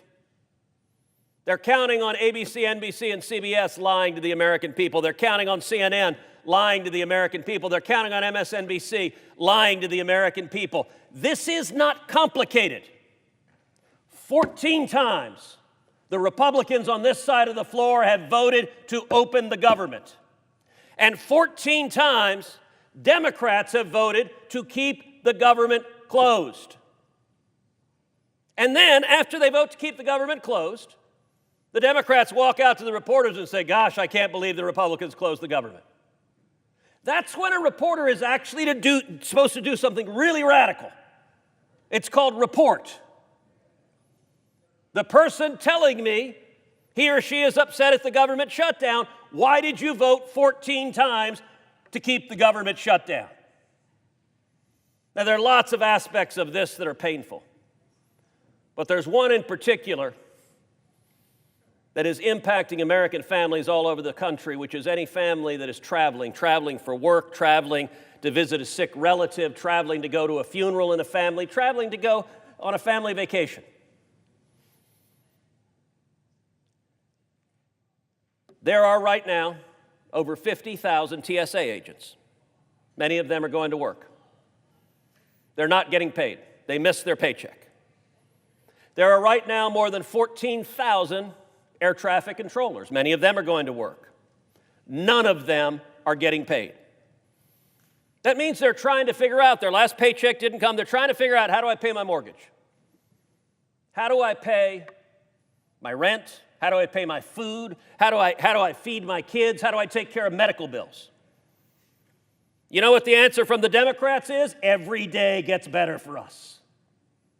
If you're hurting and not getting a paycheck, Senator Schumer's answer, I do appreciate his doing the Mr. Burns tent with his hands. I wish he'd started off with excellent. But that is, in fact, his quote, every day gets better for us. On Wednesday, there were over 15,000 flight delays. On Wednesday, there were over 600 canceled flights. Delta Airlines has called on the Democrats, vote to reopen the government. United Airlines has called on the Democrats, vote to reopen the government. Southwest Airlines has called on the Democrats, vote to reopen the government. American Airlines has called on the Democrats, vote to reopen the government. The National Air Traffic Controllers Association has called on the Democrats, vote to reopen the government. Yesterday, I had a conversation with the administrator of the FAA. It was chilling. As everyone knows, the FAA announced that it is putting in place a mandatory 10% reduction in flights in the 40 largest airports in America. What the administrator of the FAA told me yesterday on the phone was why. And here's what Administrator Bedford said. He said, last Friday, which was Halloween, half of the busiest 30 air traffic control facilities were short-staffed. That includes New York, Austin, Newark, Phoenix, Washington, Nashville, Dallas, and Denver. I want you to listen to this next statistic. Nearly 80% of the air traffic controllers in New York City called out.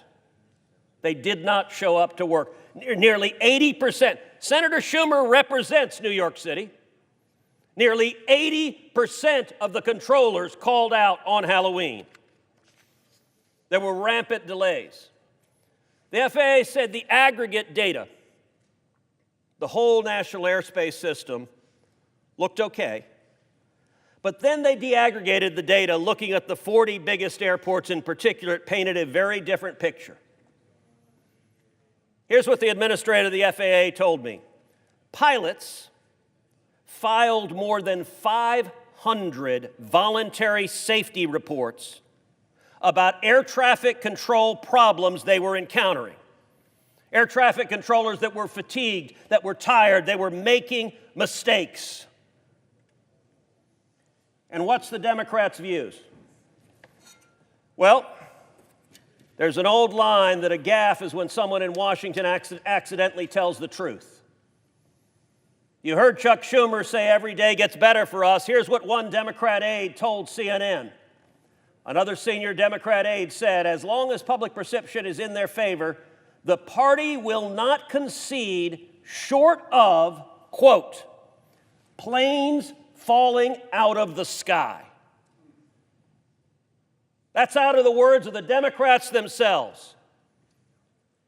Let me tell you, as chairman of the Commerce Committee, part of our responsibility is to oversee the FAA and to do everything possible to ensure safety. Turning to my Democrat colleagues saying, this is not a joke. First of all, the shutdown happened because Senator Schumer had to demonstrate he was tough, so he didn't get primaried by AOC in New York. Then the next threshold was the No Kings rallies. They had to show they were tough enough that when radicals were marching in cities across the country, they were as angry as the blue-haired angry radicals. Then we had Election Day. They were going to keep everything shut down to Election Day because it energized their base. And then Democrats won elections in the very blue state of New Jersey, the very blue state of Virginia, and the insanely blue city of New York City. And suddenly Democrats said, holy cow, our really left-wing voters like it when we shut the government down. Are there any Democrats on that side of the aisle for whom responsibility matters? Or is every one of them proud to say, we will keep it shut down until planes fall out of the sky? God forbid that comes to pass. Over 500 voluntary safety reports about air traffic controllers. You got air traffic controllers driving Uber to pay their bills. And here's the good news. We can resolve it right now. Senator Johnson's bill that we will vote on in just a few minutes is very simple. It says any federal worker that goes to work will be paid. If you have to work, if you're a soldier, if you are manning the wall, keeping this country safe, you're being forced to work, you'll be paid. If you're a Border Patrol agent, if you're an FBI agent, if you're a TSA agent, and you have to work, you'll be paid. And if you're an air traffic controller and your job is literally keeping, Mr. President, your children and my children safe when they get on an airplane, you will be paid. And to those in the media who persist in repeating Democrat talking points, understand this. The vote right now, if we vote yes, the air traffic controllers will be paid. If we vote no, the air traffic controllers will not be paid. So every Democrat who votes no is saying we will not pay the air traffic controllers. What does that mean? There are roughly 45,000 commercial flights a day in the United States. The 10% reduction that the FAA has put in place will be roughly 5,000 flights a day that will be canceled. Now, if you assume 100 passengers are on each flight, I'm a lawyer, not a mathematician, so I'm going to make the math simple.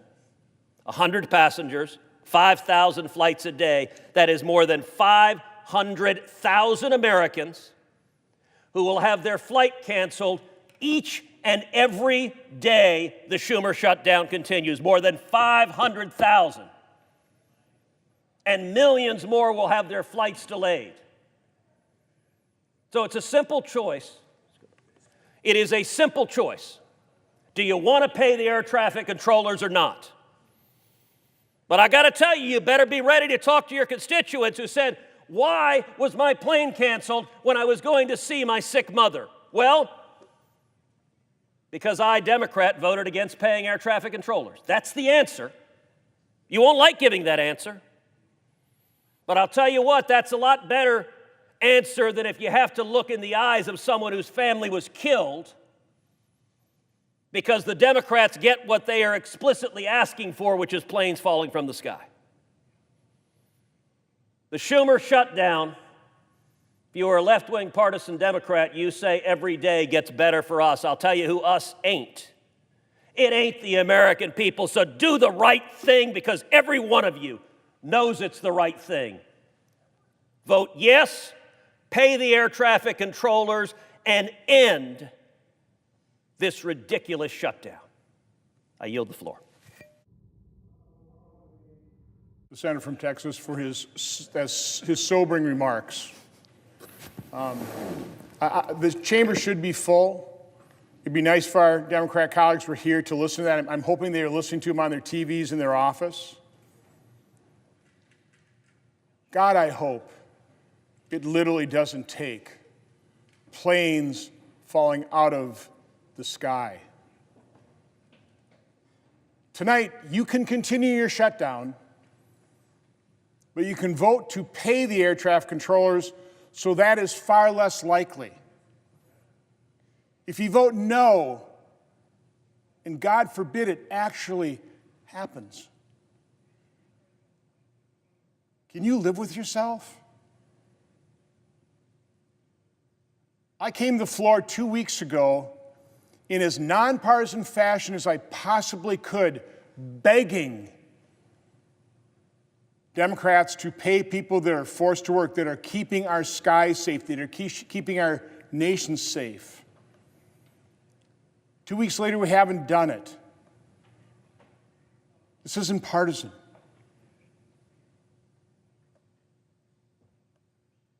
Search your conscience.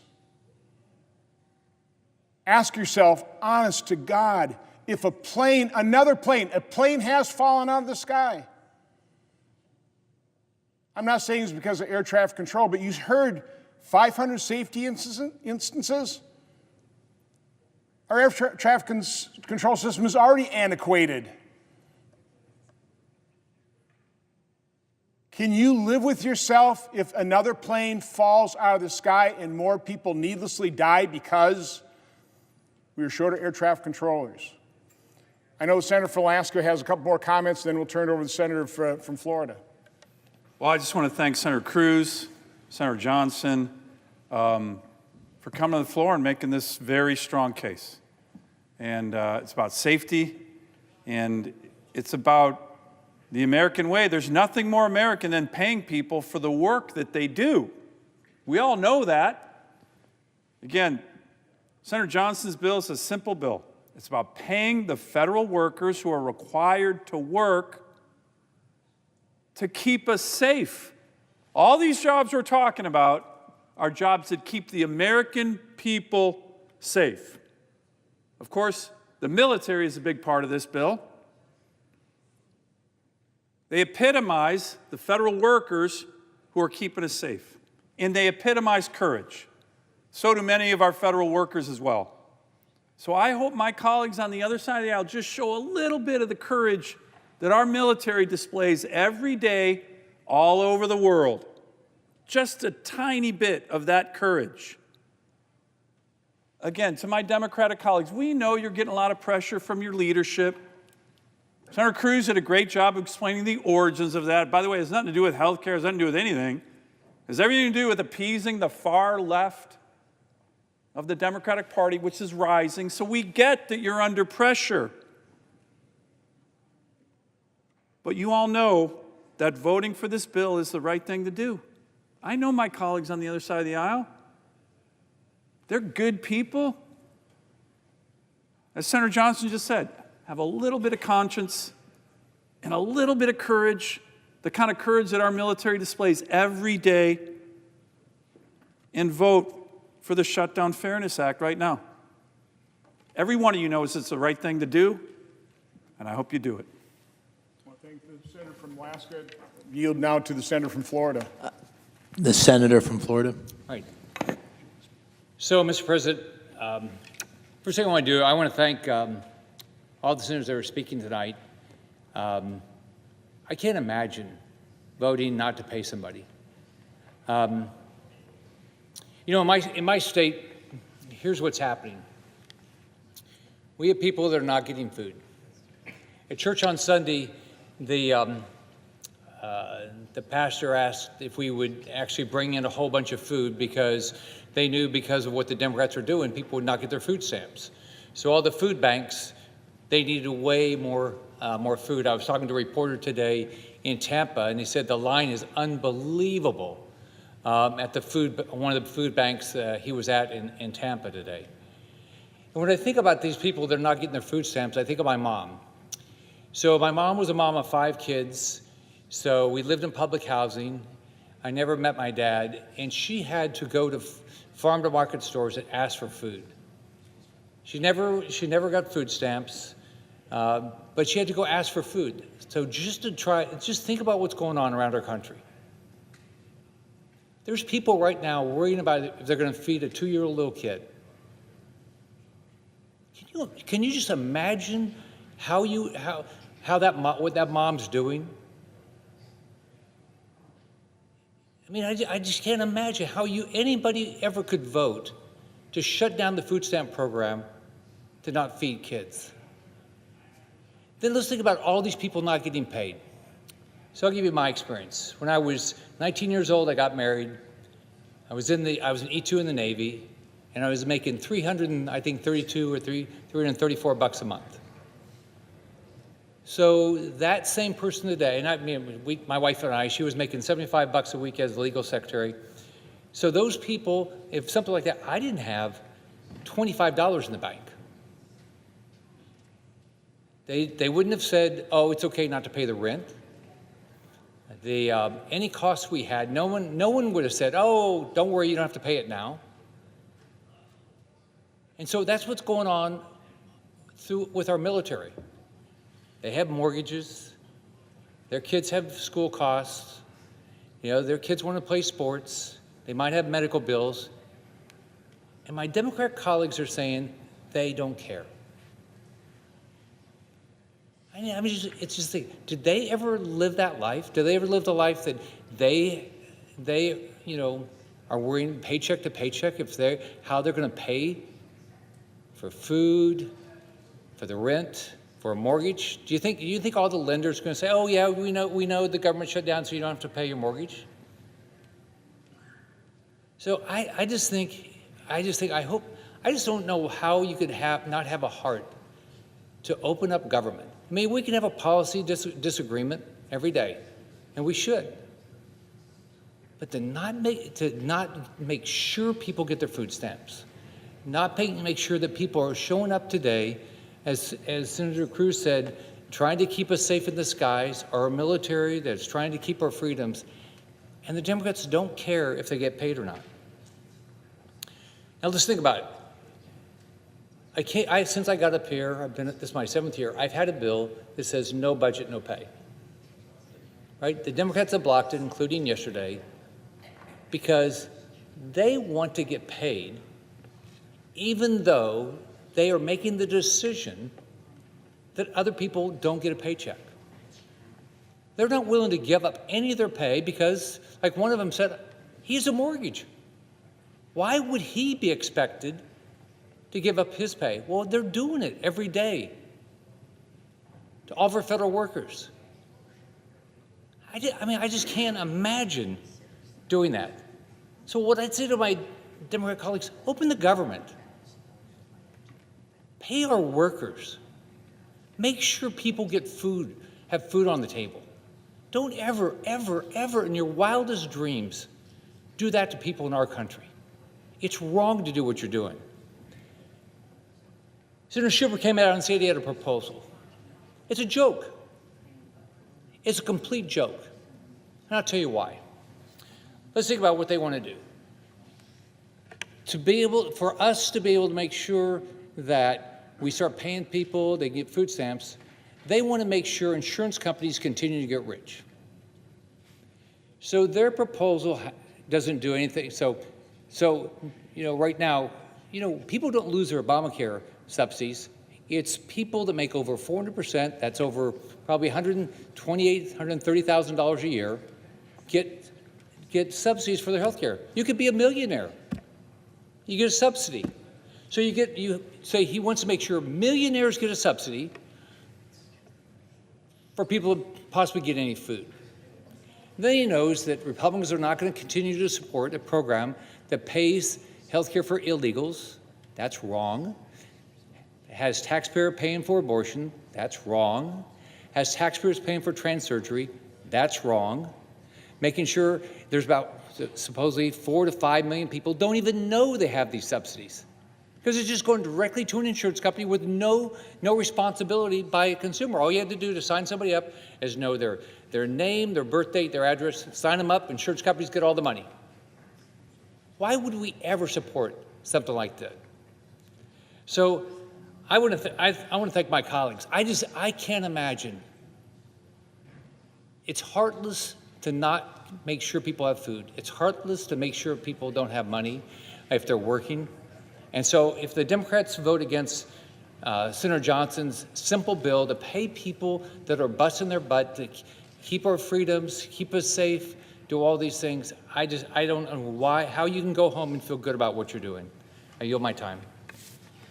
I want to thank the senator from Florida. I see the senator from Michigan. I believe he wants to speak to this bill. We will have the last word, but if he wants to get ready, I don't know. Let the chair. I'll recognize the senator from Michigan, and then we can go back to the senator from Nebraska.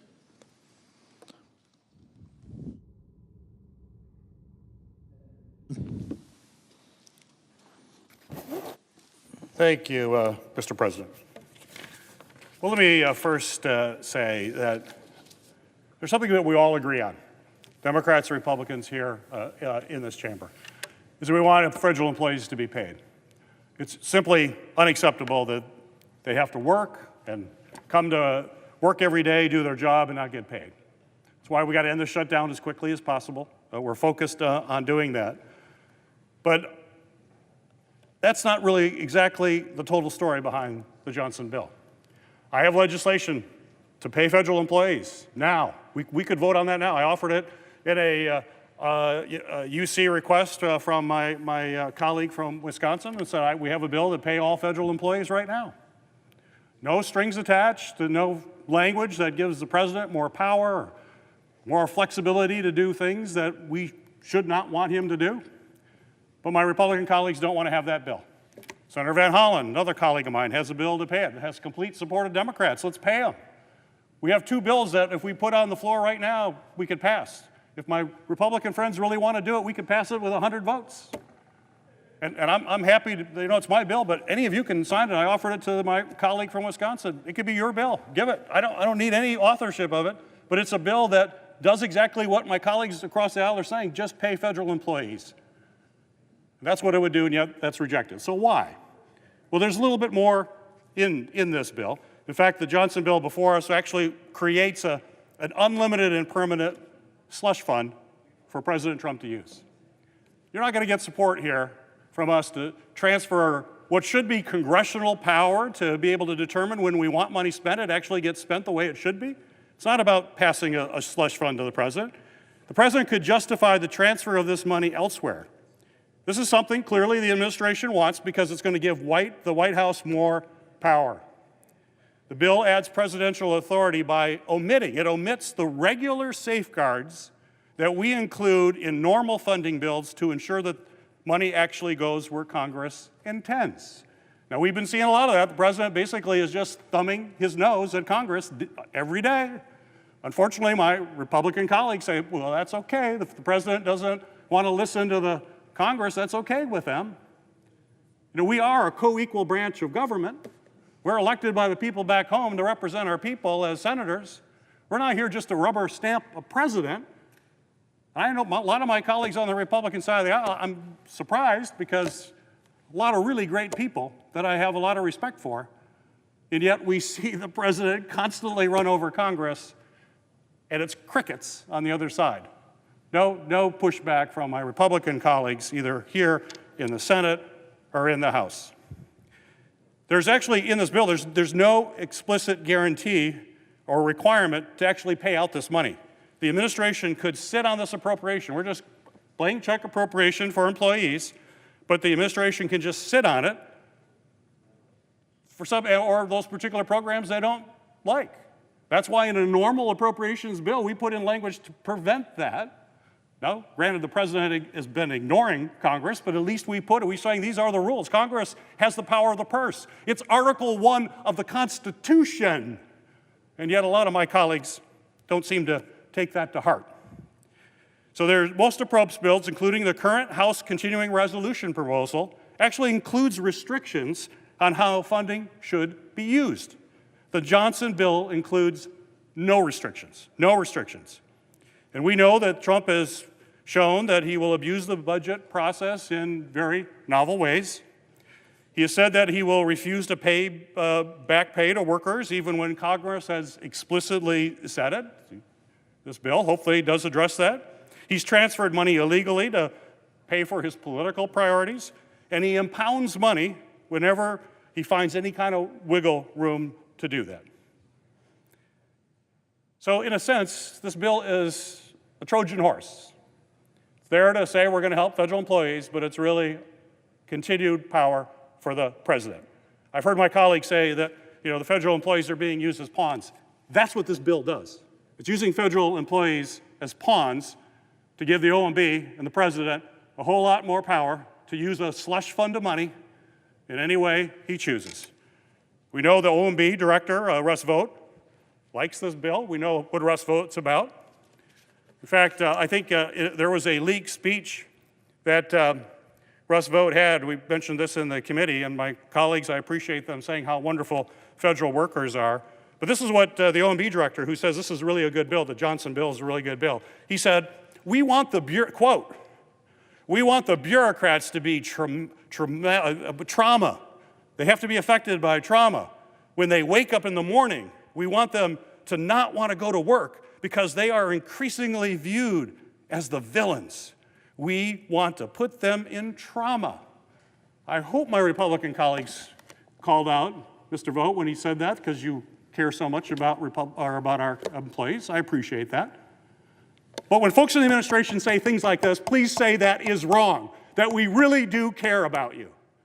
Not when you're trying to put a bill forward that's going to give the president an unlimited slush fund. Let's be real. If you want to pay employees, which I hope you do, if you want to move forward, then take a bill that we know has the kind of guardrails that our appropriation bills normally do to make sure the money is actually spent as we intend in Congress, which is the way it's supposed to work under Article 1 of the Constitution. I still believe in the Constitution. I still believe that we are a co-equal branch of government. We are not simply a rubber stamp for the president. And if we don't change that way, that's how you lose the checks and balances that our founders cared so deeply about. As our founders were debating the Constitution, they didn't trust any of us. They knew, they're politicians too. They knew you can't trust anybody. So they figure we're going to have three branches. We're going to have the judiciary check the Congress and the president. The Congress will check the presidential power. And Article 1 is the Congress. They thought the Congress was the most important one. But they kind of assumed that the Congress would actually exercise its power and check presidential power, not just hand more to them. with a smile and then use a false pretext in order to give that money. So that's what this bill is about. And, you know, I've tried to work with Senator Johnson. I will always want to work with him. We've worked on a number of bills together. We have language. Again, the bills that we have that I've introduced, which is the Military and Federal Employees Protection Act, straight, clean bill. We talk about union support. Every union has supported my legislation. Every union has supported Senator Van Hollen's. And we're now getting unions. Unions are starting to read the fine print on this bill right now. So we have AFSCME that's now come out against it. We got the SEIU that has just come out against it. We have the AFL-CIO that has just come out against it. We have the IFPTE that just coming out. And our union friends are going to read the language of this bill and they're going to like, oh, we should have read the fine print. Like, yes, it's really important to read the fine print.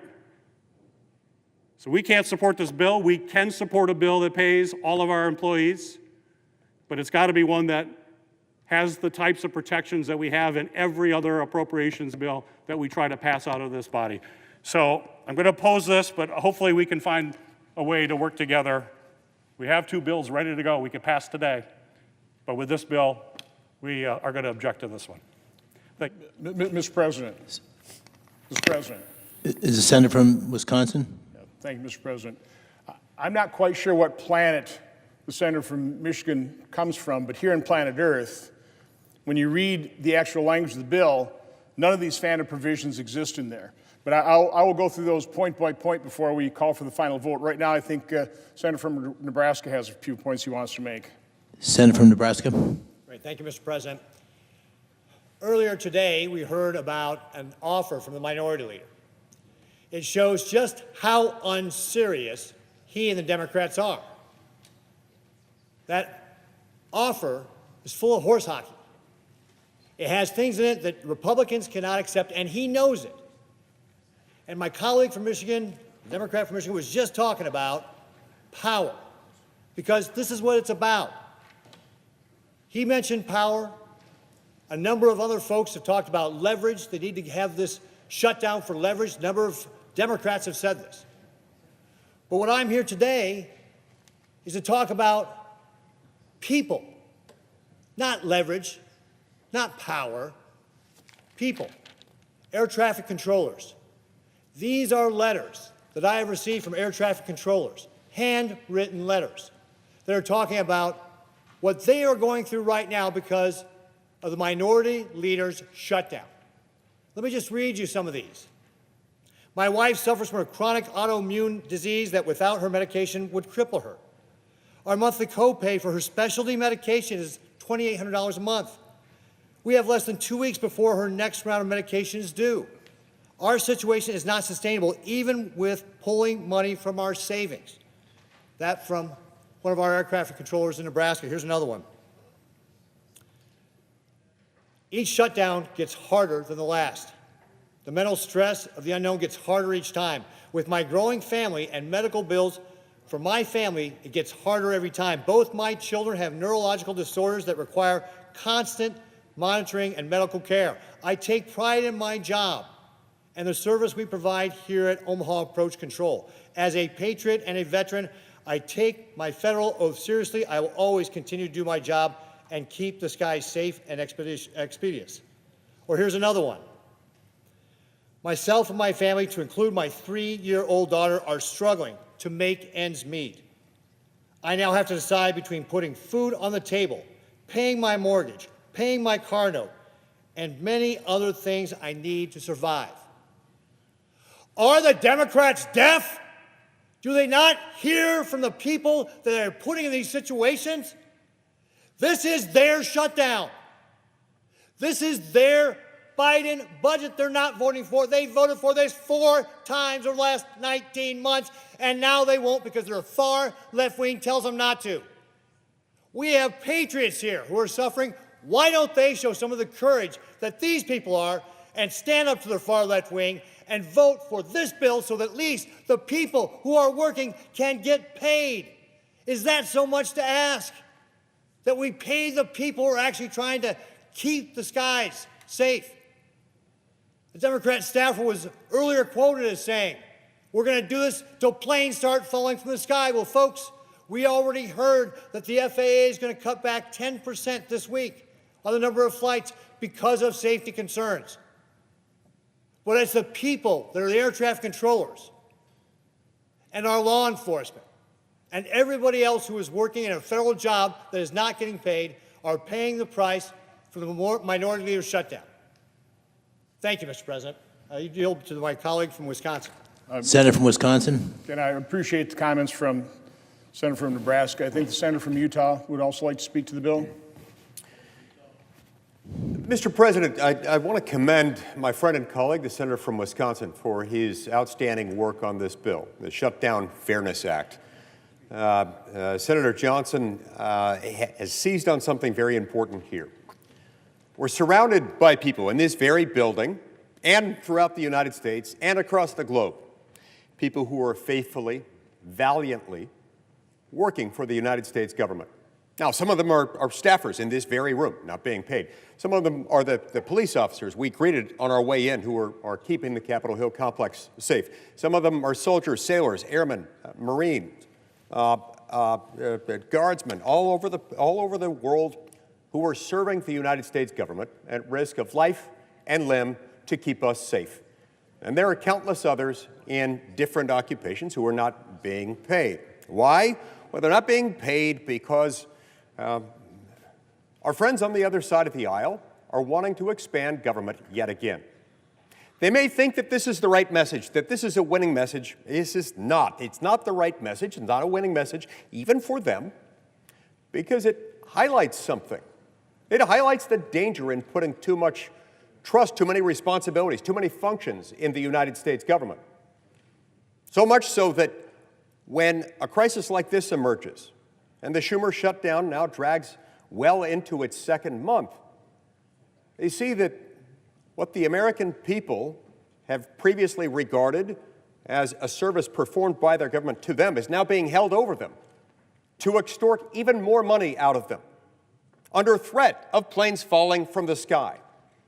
And we're told by Democrat after Democrat on television interviews and elsewhere, well, it's okay.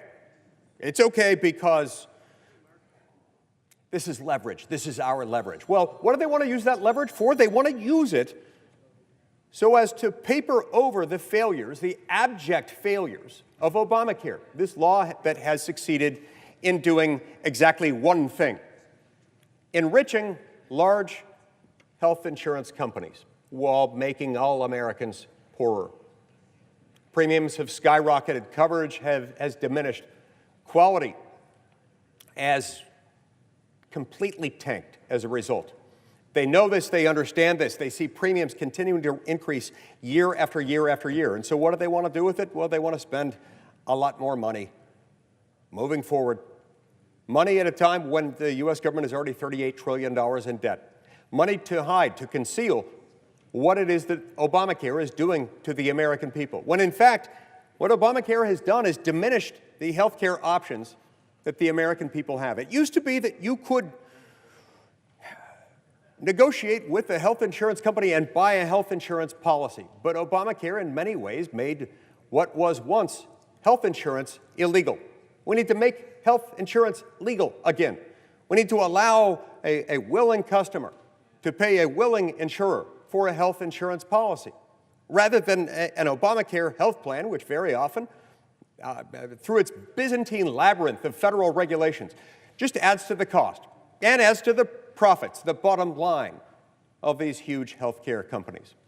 So yeah, they want to take this to extort the American people in their position of vulnerability at a time when we're told planes may start falling from the sky, at a time when people's airplane tickets are being rendered valueless because a lot of these flights are not going to be able to be made, and all kinds of other problems are happening, while at the same time, our federal workforce is not being paid. These are not the right people to punish for the failures of Obamacare. Don't let them carry that burden. Don't make them do it. They didn't do this to the American people. Obamacare did. Let's fix Obamacare. Let's make it legal again to have health insurance, actual health insurance, not that sort of bastardized form of health insurance that emerged from Obamacare's endless regulations that result in diminished quality, lower coverage, and endlessly higher premiums. Mr. President, this shutdown has gone on long enough. This shutdown should come to an end, and it should come to an end by the very generous offer made by Republicans time and time and time again to continue at spending levels that until just months ago were the Democrats' own spending levels. That's not enough for them. We've got to end the madness and end the shutdown. At the very least, even if we're not to end the shutdown, we should pass Senator Johnson's bill. We should do that tonight. We should do it right now. Because regardless of what you think we ought to do with Obamacare or any other aspect of government, these workers who have now gone for some time without a paycheck, they should not be required to make this sacrifice, especially when you consider what it's for. Hiding the true cost of Obamacare. That is shameful. Again, I thank and I commend Senator Johnson and his team for putting together this legislation. I'm proud to support it. I wholeheartedly endorse it, and I plead with my colleagues to vote for it, and let's get these workers paid. They deserve nothing less. Thank you. And I want to thank the senator from Utah for his remarks. The senator from Wisconsin. Mr. President, I don't want to spend all the time refuting all the misrepresentations from the senator from Michigan in terms of what phantom provisions he claims are in my bill. There's no slush fund. It is completely silent on presidential authority. I know some people want to reduce authority. Well, that's a bill that won't be signed. If you want to pay the federal workers, if you want to stop punishing them for our dysfunction, if you want to stop using them as pawns in this political game, that's a demand you have to drop. The money appropriated in this bill will go to pay workers. That also was a false argument.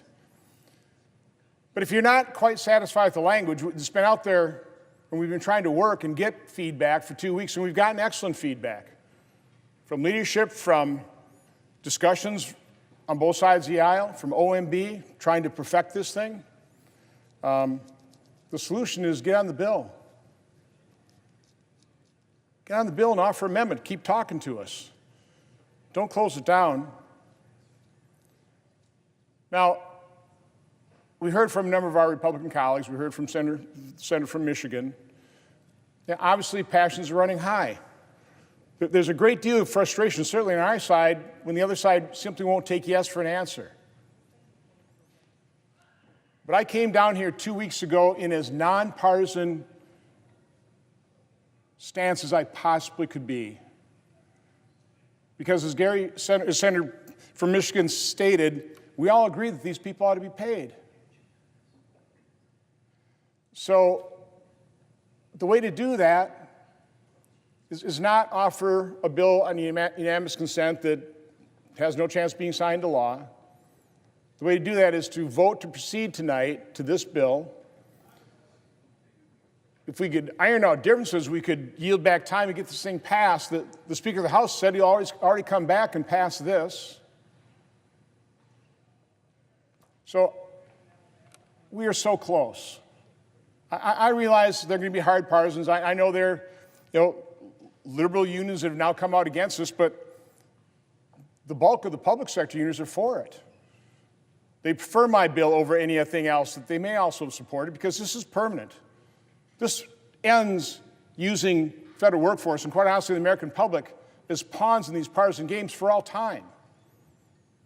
Again, the American Federation of Government Employees, the Federal Managers Association, the Federal Law Enforcement Officers Association, National Air Traffic Controller Association. And again, I hope our Democrat colleagues listen to Senator Cruz's chilling and sobering remarks just a few minutes ago, the International Association of Firefighters and the Association of Flight Attendants. This bill has support because it makes so much sense. It is fair. So we had 3 Democrats join us 2 weeks ago. There are 2 other Democrats who have voted for the House CR. That brings us up to a total of 58. Now, we vote against this because we didn't have furloughed workers. We've added furloughed workers. So hopefully those two will join us. I have talked to enough Democrat senators trying to get their input, trying to get this passed. I know there are Democrat senators that want to vote for this bill, that can vote for this bill.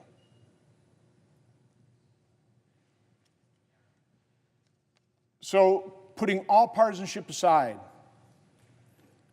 again, I want to appeal to your better angels. Search your conscience. Sign on to a bill. Vote for a bill that ends using federal workers, the American public, as pawns. The senator from Maryland said last week, let's not punish federal workers for our dysfunction. But I think my closing argument has to be to go back to what the senator from Texas was talking about, air traffic control in that situation. 500 safety issues reported recently in our skies. Search your conscience. Can you imagine? I mean, honestly, think about it. Imagine what the one Democrat staffer said, that we're going to cling to this until planes fall out of the sky. Think about how you would feel if, God forbid, a plane, another plane, fell out of the sky and people died. How could you live with yourself? Now, again, you can continue the shutdown. I mean, that's your political choice. You can continue to vote against the very reasonable House continuing resolution. But you can still vote to pay federal workers. You can vote to make sure that air traffic controllers get back to their stations and keep our skies as safe as possible. You can vote to dramatically reduce the chance that a plane will fall out of the sky. We just need two more of you. Two more of our colleagues on the other side of the aisle who are working with, quite honestly, folks on this side trying to end the shutdown. Just two of those that I spoke to that I thought would vote for this. I'm begging you, two more. Let's get on this bill. Let's pay federal workers. Let's make our nation safer. Let's do the fair thing. Let's do the right thing. Let's vote to proceed to this bill and get it passed. With that, Mr. President, I yield the floor. Mr. President. Majority Whip. Mr. President, I withdraw my motion to proceed. The senator has that right. Motion is withdrawn. Mr. President. Majority Leader. Mr. President, I move to proceed to the motion to reconsider the vote on cloture on the motion to proceed S3012. Questions in the motion? All in favor say aye. Aye. All those opposed say no. The ayes appear to have it. The ayes do have it. Motion's agreed to. Mr. President, I move to reconsider the vote on cloture on the motion to proceed S3012. Questions on the motion? All in favor say aye. Aye. All opposed say no. The ayes appear to have it. The ayes do have it. Motion's agreed to. The clerk will report the motion to invoke cloture. Cloture motion. We, the undersigned senators, in accordance with the provisions of Rule 22 of the Standing Rules of the Senate, do hereby move to bring to a close debate on the motion to proceed to calendar number 191 S3012, a bill to appropriate funds for pay and allowances of accepted federal employees for periods of work performed during a lapse in appropriations and for other purposes, signed by 17 senators. Under the previous order, the mandatory quorum call under Rule 22 has been waived. The question is it the sense of the Senate that debate on the motion to proceed to S3012 to appropriate funds for pay and allowances of accepted federal employees for periods of work performed during a lapse in appropriations and for other purposes shall be brought to a close upon reconsideration? The yeas and the nays are mandatory under the rule. The clerk will call the roll. Ms. Alsobrooks, Ms. Baldwin, Mr. Banks, Mr. Barrasso.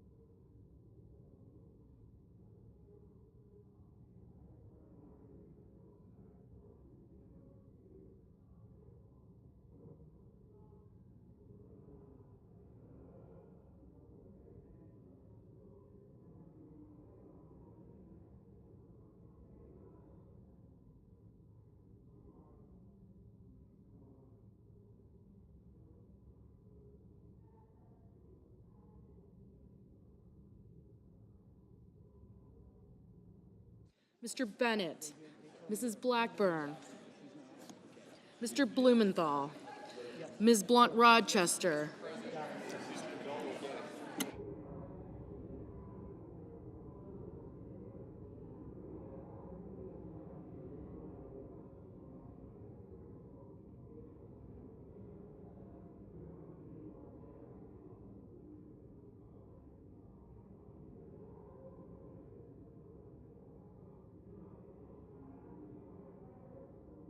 Mr. Booker, Mr. Bozeman, Mrs. Britt, Mr. Budd, Ms. Cantwell, Mrs. Capito, Mr. Cassidy, Ms. Collins, Mr. Coons, Mr. Cornyn, Ms. Cortez Masto, Mr. Cotton, Mr. Kramer, Mr. Crapo, Mr. Cruz, Mr. Curtis, Mr. Daines, Ms. Duckworth, Mr. Durbin, Ms. Ernst, Mr. Fetterman, Mrs. Fisher, Mr. Gallego, Mrs. Gillibrand, Mr. Graham, Mr. Grassley, Mr. Haggerty, Ms. Hassan, Mr. Hawley, Mr. Heinrich, Mr. Hickenlooper, Ms. Hirono, Mr. Hoven, Mr. Husted, Mrs. Hyde-Smith, Mr. Johnson, Mr. Justice, Mr. Kane,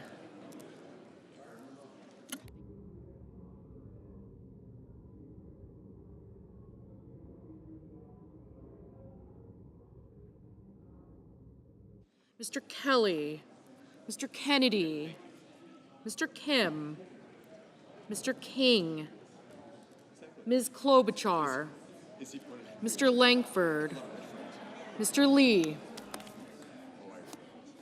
Mr. Lujan, Ms. Lummis, Mr. Markey, Mr. Marshall,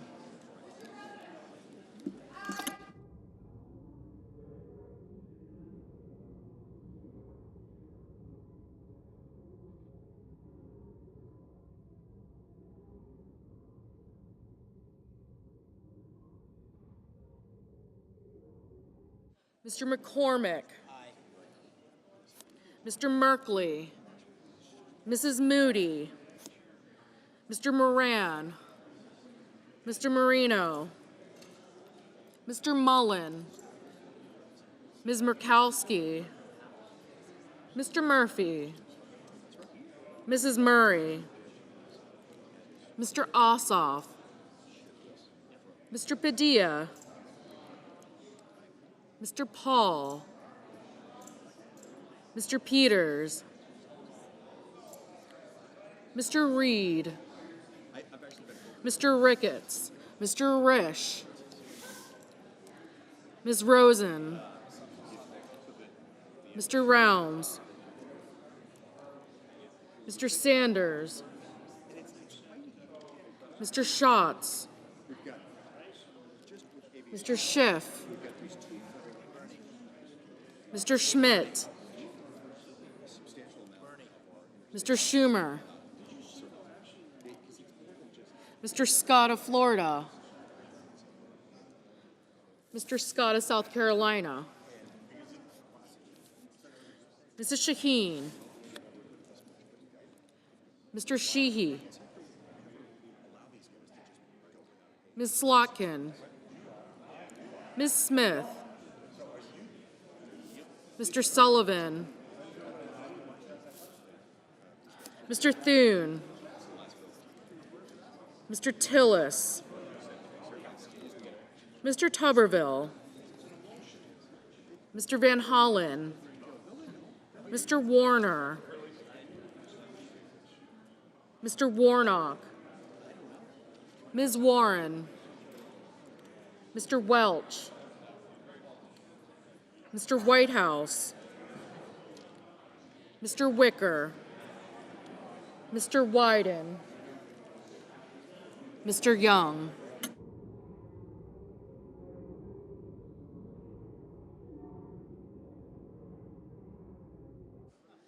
Senators voting in the affirmative: Barrasso, Blackburn, Bozeman, Britt, Budd, Cotton, Kramer, Cruz, Curtis, Daines, Ernst, Fisher, Graham, Grassley, Hawley, Husted, Johnson, Kennedy, Langford, Lee, Lummis, Marshall, McConnell, McCormick, Moody, Marino, Mullen, Ricketts, Risch, Schmidt, Scott of Florida, Sheehy, Sullivan, Thune, and Tillis.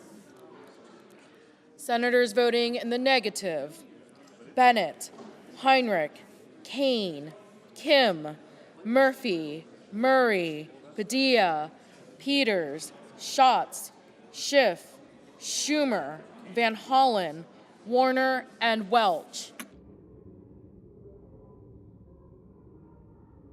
Ms. Slotkin, no.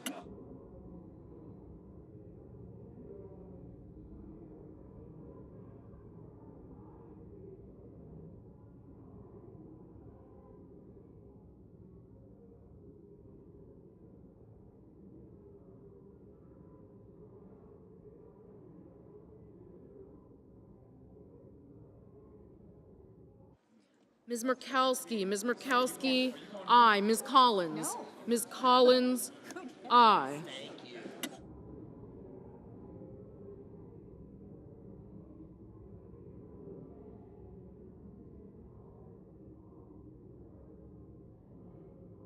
Mr. Banks, aye.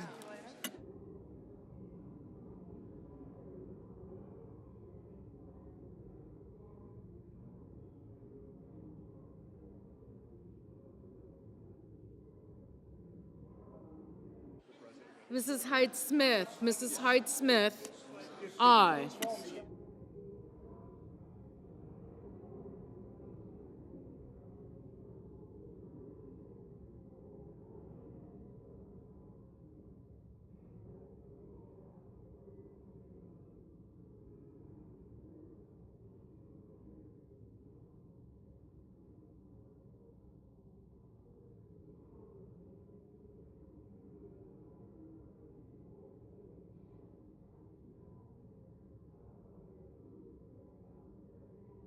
Mr. Durbin, no.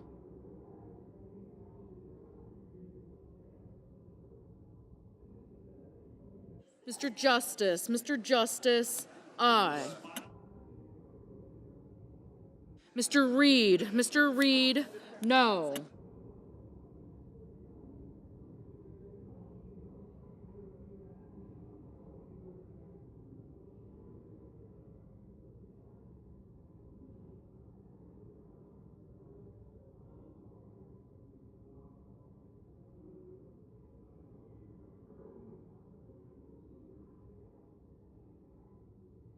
Ms. Blunt-Rochester. Ms. Blunt-Rochester, no. Ms. Cantwell. Ms. Cantwell, no.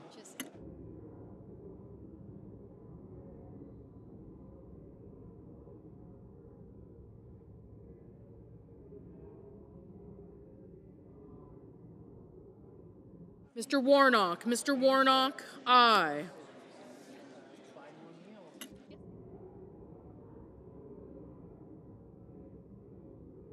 Mr. Scott. Mr. Scott of South Carolina, aye.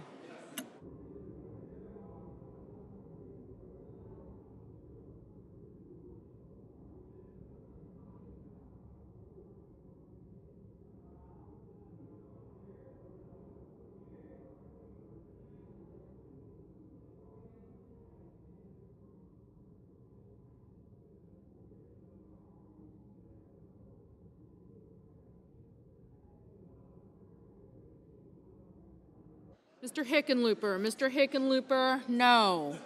Mr. Coons. Mr. Coons, no.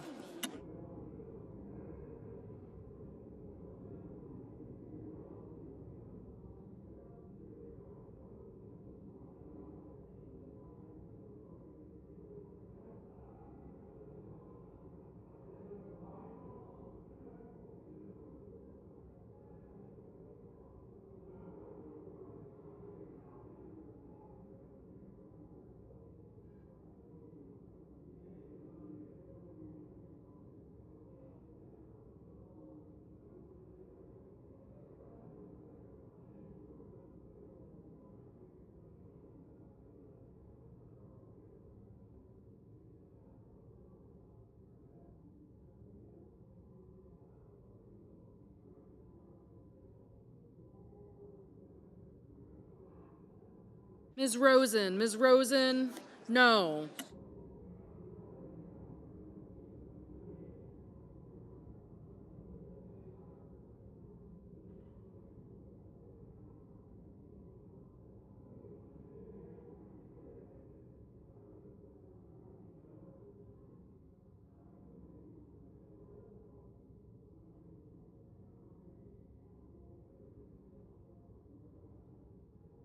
Mr. Crapo. Mr. Crapo, aye.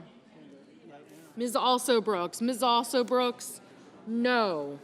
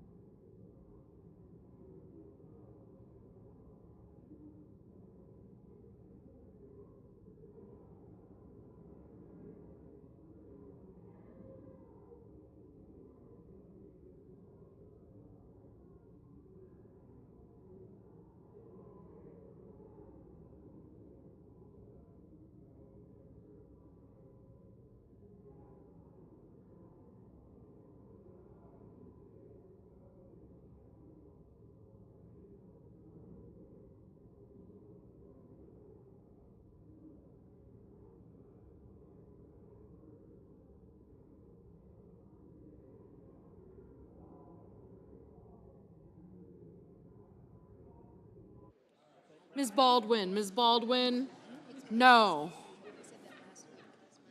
Mrs. Capito. Mrs. Capito, aye. Ms. Duckworth. Ms. Duckworth, no.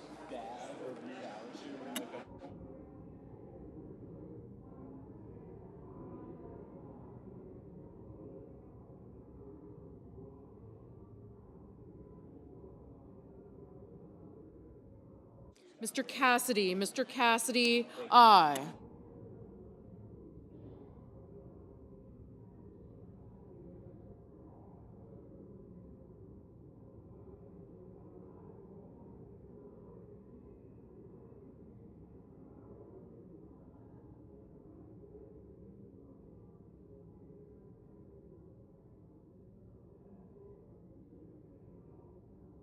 Ms. Warren, no.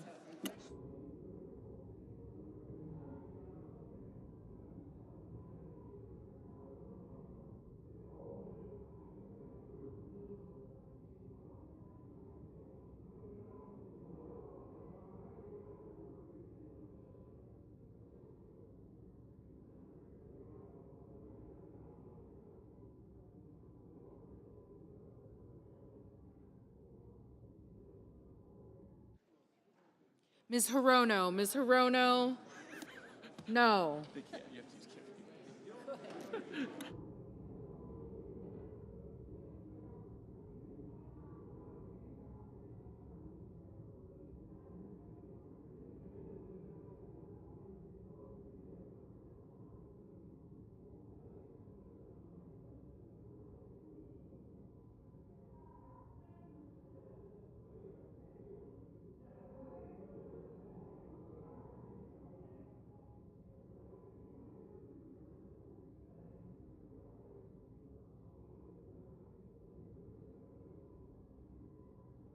Mr. Wyden, no.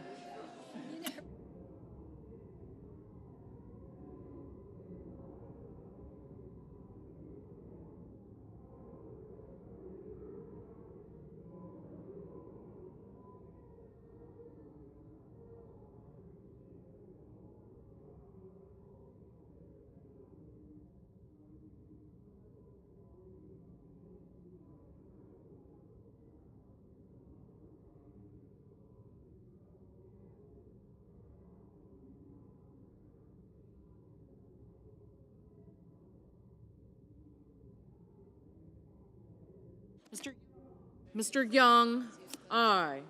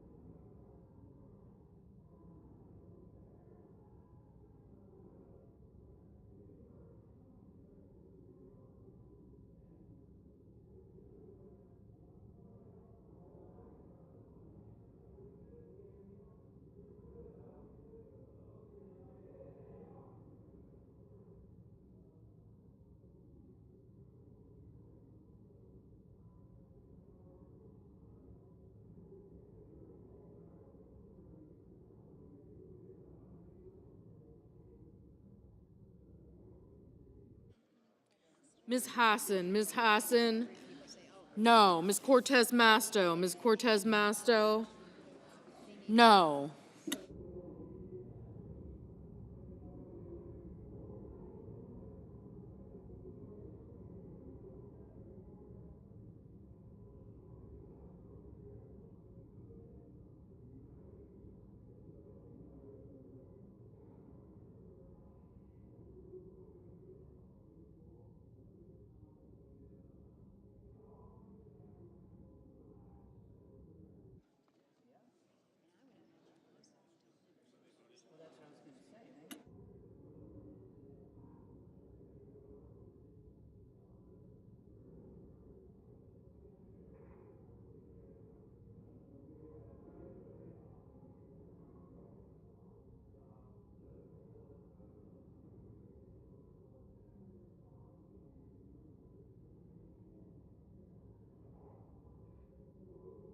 Mr. Paul, aye.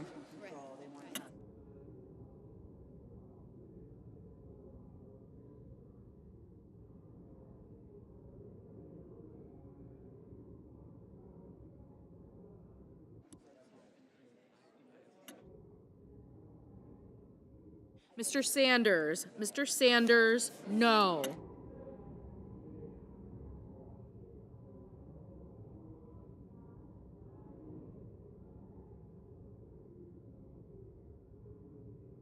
Mr. Merkley. Mr. Merkley, no.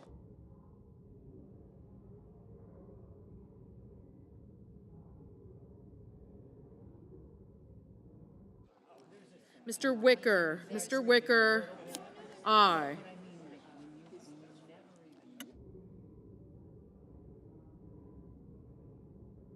Mr. Whitehouse. Mr. Whitehouse, no.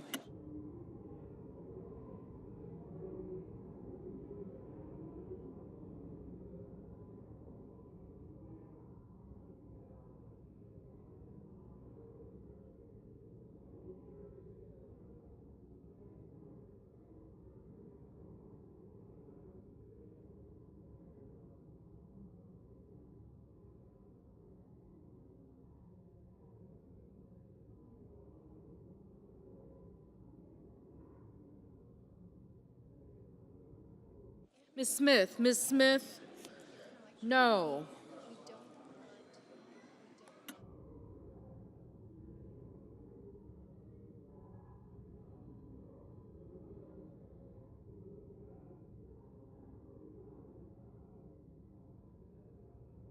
Mr. Hoven. Mr. Hoven, aye.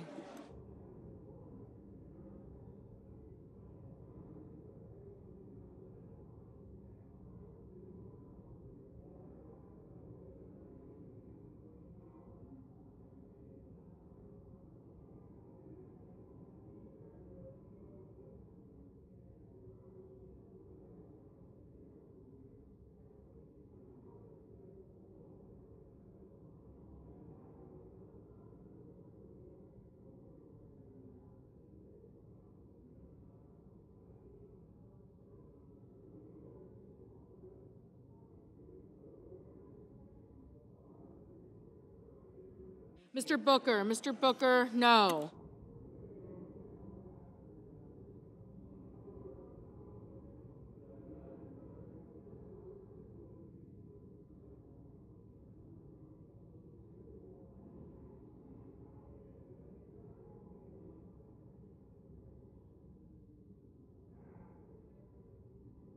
Mr. Blumenthal. Mr. Blumenthal, no.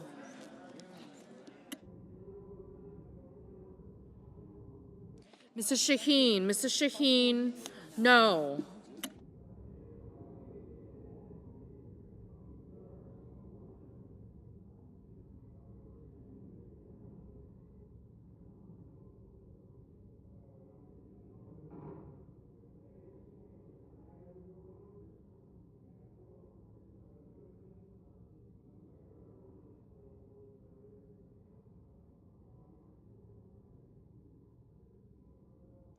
Mr. King. Mr. King, no. Mr. Haggerty. Mr. Haggerty, aye.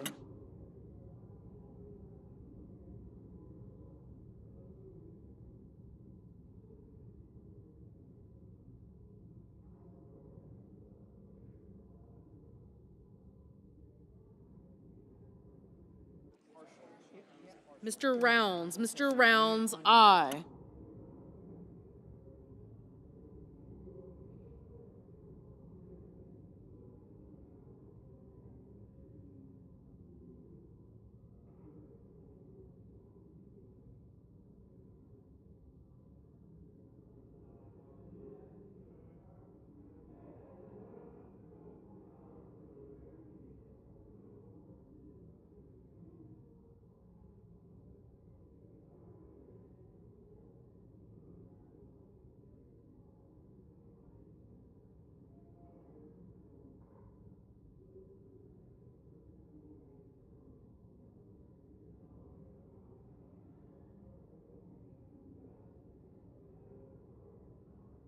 Mr. Gallego. Mr. Gallego, no.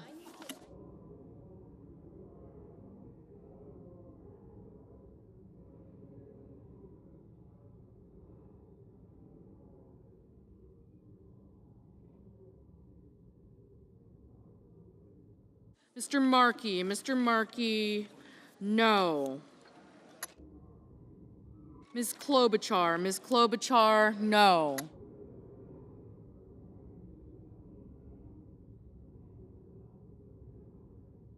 Mr. Ossoff, aye.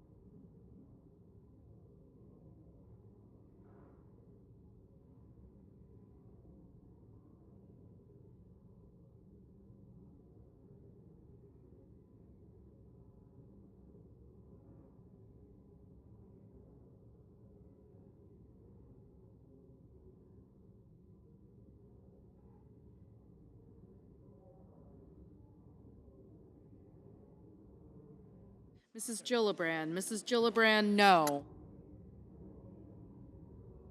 Mr. Kelly, no.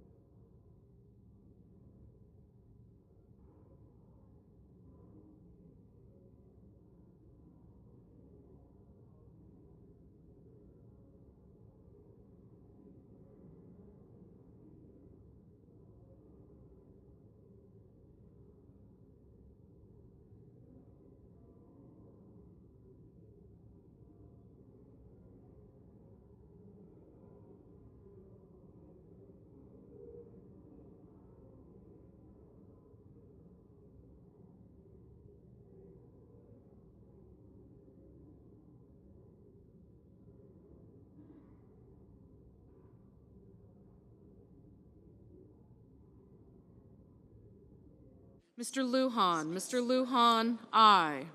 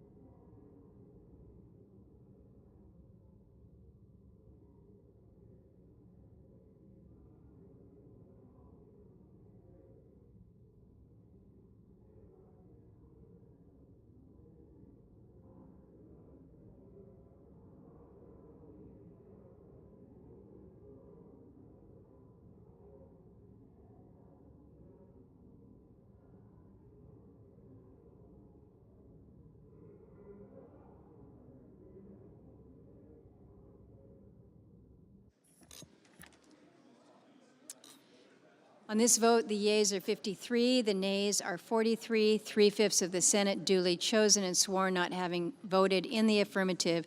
The motion upon reconsideration is not agreed to. Majority Leader.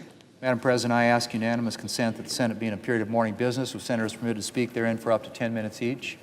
Without objection, I understand there's a bill at the desk, and I ask for its first reading. Clerk will read the title of the bill for the first time.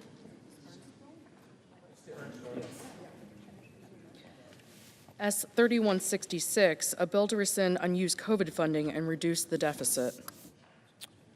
Madam President, I now ask for a second reading, and in order to place the bill on the calendar under the provisions of Rule 14, I object to my own request. The objection is heard. Bill will be read the second time on the next legislative day. Madam President, I ask unanimous consent that when the Senate completes its business today, it stand adjourned until 12 noon on Saturday, November the 8th, that following the prayer and pledge, the journal proceedings be approved today at the morning hour be deemed expired, the time for the two leaders be reserved for their use later in the day, and the Senate be in a period of morning business with senators permitted to speak therein for up to 10 minutes each. Without objection. Madam President, if there's no further business to come before the Senate, I ask that it stand adjourned under the previous order following the remarks of Senator Cassidy. Without objection. Senator from Louisiana. Madam President, I'm going to try and present a way forward for Democrats, Republicans, and Americans out of our current situation with a different proposal than people have already thought of. Now, the government should have been shut down for 38 days, and tomorrow we're going to vote again, and tomorrow the vote will again fail. But in Americans, Congress is frustrated. We need to open the government. So, if to open the government we need to talk about health care, let's talk about health care. Let's have a conversation in the family. We have an affordability crisis, and health insurance is part of it. Now, this is personal to me. I'm a doctor, practiced in a hospital for the uninsured and the poorly insured for 20 years. And many of those people that came to see me were middle-income Americans who could not afford their medical bills and could not afford insurance. I want to see this solved. But if we're going to solve it now in this present circumstance, we need to move beyond entrenched ways of thinking that have settled us in our camps and refuse to allow us to listen to the other person. And I thank some of my Democratic colleagues for being here. We've got to be creative. Now, the Affordable Care Act, Obamacare, whatever you want to call it, tried to make health care affordable by giving insurance companies more money. The enhanced premium tax credits, EPTC, is the latest example. It sends, next year it would send $26 billion to insurers, hoping that families see smaller bills. But that actually doesn't make health care less expensive. And for some, it actually makes the health insurance more expensive if you're not getting subsidized care on the exchange.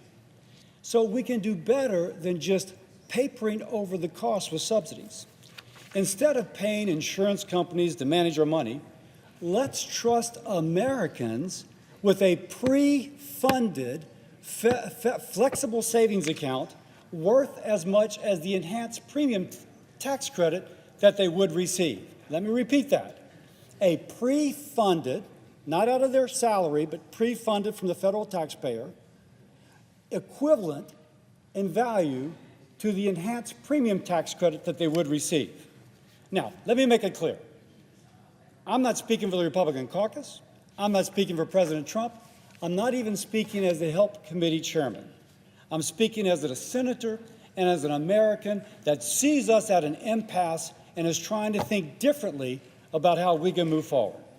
So, I'm going to present to my fellow Americans an idea that hopefully will move us out of this stalemate and go forward. And I'm going to try and speak as if I'm speaking to the American back home. Here's the problem. Under the enhanced premium tax credit, if your insurance premium goes up, if the insurance company decides to pay more, they just get more subsidy from the taxpayer. Now, insurance companies get paid no matter what, and it doesn't matter how expensive the tab is. There's absolutely no incentive to bring the cost down. There's no transparency as to what the care really costs, and there is absolutely no reward for the family that goes to a place which is less expensive. It's like putting a Band-Aid on a broken bone. you're hiding the fracture, but you're not fixing the broken bone. Let's fix the broken bone, which is high health care costs. So, put simply, the enhanced premium tax credit does not empower patients. It enriches insurance companies. By the way, they're important. We need them. But if I have a choice of empowering you, the American, or enriching an insurance company, I and we should pick our fellow American. Now, imagine a different type of help. Not paying the insurance company another subsidy, but putting money pre-funded, not out of your salary, but roughly equal to the enhanced premium tax credit, put that into an account that you control. Every eligible American citizen on the exchange would receive this federally pre-funded flexible spending account. And it would work like the prepaid health account you use for real-world health expenses. It would actually have more flexibility than your current insurance proposal. You go to the dentist, it can pay for dental care. You go to the orthodontist, it can pay for your orthodontal care. It can pay for eyeglasses, which typically insurance does not pay for. Prescription drugs, medical supplies, your deductible, your copay, it can pay for it all. Now, it wouldn't pay for insurance premiums. This is about you spending directly for your health care costs, not about enriching insurance companies. It would pay for the care that families actually use. That's what a pre-funded flexible spending account actually does. I keep emphasizing pre, because I mention this to people, and they say, wait a second, this has to come out of my salary. No, this would be the money that would go to an enhanced premium tax credit, and instead it goes into this account that you control. Now, it seems complicated for some. I go and I mention it to them. I say, oh boy, this is something different, Bill. This is a great idea, but it's kind of like, just too different. 72% of Americans getting their health care through some government entity are offered flexible savings accounts. 47% of people getting insurance through their employer are offered FSAs. This is something that is used by millions of Americans already. So what I'm proposing is just to give this option to people on the exchanges. And by the way, the federal government already offers flexible savings accounts to people on these small business exchanges. Members of Congress, we are on the Obamacare Small Business Exchange. We have the option of choosing an FSA. My family has one. And the Department of Treasury already has an office through which they funnel money to pay for these flexible spending accounts that I, as an individual, choose to get. So what we're speaking of is just offering to people on the exchanges, that on the individual exchange, that which is already offered to people on the small business exchange, and paying for it by the same mechanism in which it's already done through that exchange. Now, still, there's going to be some bureaucracy involved. But if there's any president that can overcome the inertia of the bureaucracy to make it happen by January 1, 2026, is Donald J. Trump. Donald Trump is the man who, when it was told it would take 18 years, 10 years, 18 months to come up with a vaccine and a program to prevent COVID transmission, he did it in 10 to 11 months. This president can overcome the inertia, and we have a running start because the federal government is already doing this. Now, let me make clear the key differences between enhanced premium tax credits and federally funded flexible spending accounts. First, who gets the money? Under the enhanced premium tax credit, insurance companies. Under this, it is patients and families. What can it be used for? Here, the premium tax credits go for insurance premiums. Period, stop, full stop, boom, it goes to the insurance company. Here, real care.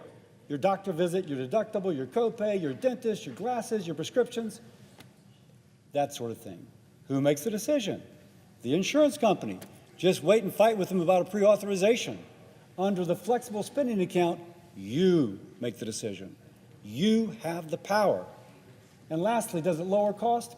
No, it is pretty clear if we continue to fund insurance companies no matter what they pay, it drives up the cost. In contrast, if you empower the patient, that mother is going to find the most affordable option. It's been studied. If you give people something that they perceive as their own money, they hunt for that bargain. By the way, if they go and they find out that the cash price is cheaper than what the insurance company would charge them, they will have the option of using this for the cash price. So we have reforms in here that give the patient even more power. The good thing about that, as the patient saves money, so does the taxpayer, and that's a good thing. So the pre-funded, flexible spending account doesn't treat people like dependents of the government as do the enhanced premium tax credits. It treats you like a capable consumer who knows what is best for your family. You decide where to go for dental work. You decide your pharmacy. You decide whether to pay the cash price or the negotiated price that the insurance company offers you.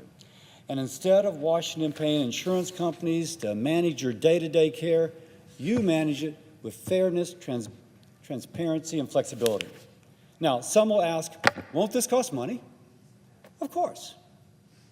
In the first year, it'll be about the same amount as the enhanced premium tax credit. And my Democratic colleagues should like that. But the individual would be getting better value through the federally pre-funded FSA because she is spending it on that which she actually needs as opposed to up to 20% of it going for overhead, profit, and administrative cost. It isn't just fiscally responsible, it's common sense. Who wouldn't rather have their money in their own pocket than for the insurance company to dictate how they spend it? So here's the choice before us. In conclusion, we can keep paying insurance companies to paper over the higher cost behind confusing bills in a system which actually raises the cost for some, or we can give Americans the tools, we can trust our fellow Americans to pay for their care directly at fair prices with transparency. If you will, it puts patients first, not insurers. It encourages competition. It rewards smart choices. And it begins to make health care truly affordable, not by inflating subsidies, but by unleashing the power of the consumer. Let's stop writing blank checks to insurance companies. Let's invest in our fellow Americans. I say this, we have to first open the government. This takes writing some legislation. We have to open the government. But we have to be willing to take a risk to solve a problem and not be afraid to do something different. I have seen in our chamber right now a hunkering down. We've not been able to solve it, so we're not going to try anything different. We're just going to wear the other side down until they wave the white flag. Now is the time to be creative. I'm a rock-rib Republican, but I will say what I just offered is not a Republican solution. It is not a Democratic solution. It is an American solution. Let's open the government. Let's work together. Let's fix health care by giving the American more power, not the insurance company. Thank you. Senator A question from Washington. Without objection. Thank you. Will my colleague yield for a question? Absolutely. Thank you. I noticed in your proposal, you're talking about something that you would hope to affect January of next year. Is that correct? That is the goal, to have this ready for next year. What is the senator from Louisiana's interpretation of how the market controls the? You're trying to create a market mechanism where you're giving the consumer the same amount of money you would give them in the tax credits to make the insurance more affordable only through a health savings account. But how do you know once you gave that in the health savings account, the market is going to not still have an increase above that amount? So how do you think this affects the market? Wonderful question. First, this is a flexible savings account, not a health savings account. There is a legal distinction. I want to make that. When the enhanced premium tax credits are not renewed, we know the insurance companies have already set up their rates. And so the consumer, our fellow American, will be choosing from the offerings that have been made by the insurance company for them to choose from. The difference would be, and they will see, by the way, that the policy for someone at 400% of federal poverty level costs about $2,500 more a year than it otherwise would have with the enhanced premium tax credit. This would be supplemental. We would say to that individual, you're at 400% of federal poverty level, your policy is $2,500 more a year, you will get a flexible spending account pre-funded to help offset the cost of this. Now, if it's my family, I would say, I got $2,500. Maybe instead of going for a silver plan, I'll go for a bronze plan, because now I can offset the higher deductible with my flexible savings account. And because I'm going for a bronze plan, my premium will be lower. But that's trusting the American people. We are plugging into the current insurance market. We're actually not changing at all how it functions. Would yield for another question. I'm assuming that you think affordability is the key. I certainly think affordability is the key. Nobody wants to subsidize expensive health insurance. We want to create market mechanisms to drive down the cost of health insurance, not just spend money to buy expensive insurance, whether you buy it through the tax credit or buy it through a health savings account. We want to create those mechanisms. So again, all of this is going to take place in November and December, right now and December. So somehow you would make some calculation in January about what would go into a savings account, or you're thinking of a flat number? That's a wonderful question. No. If somebody, the federal government knows, or put it this way, many states have calculated what would be the insurance rate with an enhanced premium tax credit, and what will the insurance rate be without the enhanced premium tax credit. It has been calculated for our fellow Americans what the value of an enhanced premium tax credit would be if they signed up for a certain policy in their state, given their age and their health condition. They know that. The question is whether they get the credit or not. Well, they're not going to get it, so the policy is going to be higher. And this, under the plan, if we can agree to it, they would then get the FSA in an amount equivalent to that which they did not receive as a payment to the insurance company. Instead, it would be a payment to the flexible savings account they would have, and that they would then use it for these services. If the senator would continue to yield, the issue is that, so much of this is already set up, and I think you're trying to be creative in a way to, instead of the Alexander Murray cost revenue sharing, I think you're trying to figure out something that would get people the same amount of money to make them whole over the next year or two. Is that correct? That is correct. So I would say what we're trying to do is make people, as the market is out there, whole over the next year or two. That's exactly what we're trying to do. We're happy to debate how we make health insurance more affordable after that. That has been a goal of our side of the aisle for decades. We want to make it more affordable. Now, we all get to be measured about how successful we've been on that, but I think that we're going to continue to strive to make it more affordable, and really are proud that we drove down the uninsured rate with the Affordable Care Act, because we covered more people, thereby lowering costs because not having so much uncompensated care.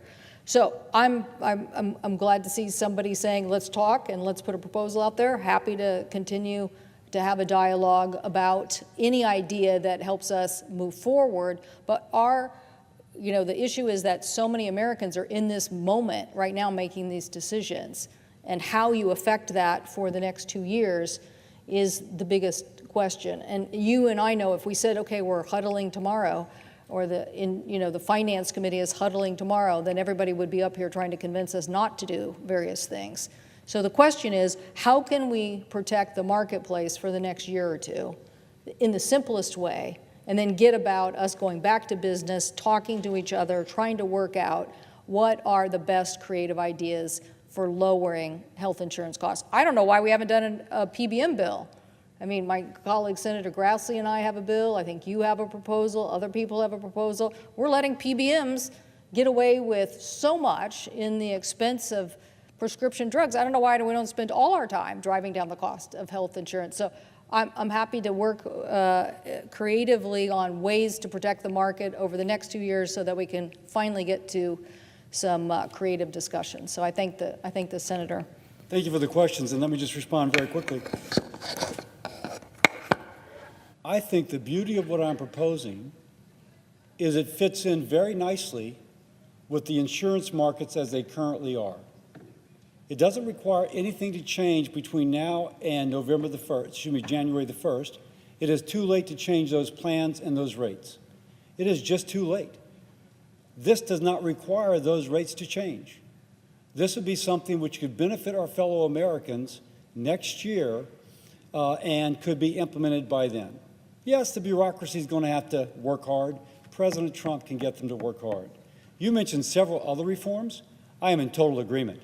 We should be working, again, Democrats, Republicans, that's what we need to do to get something done, in order to come together for a set of proposals that will lower health care costs.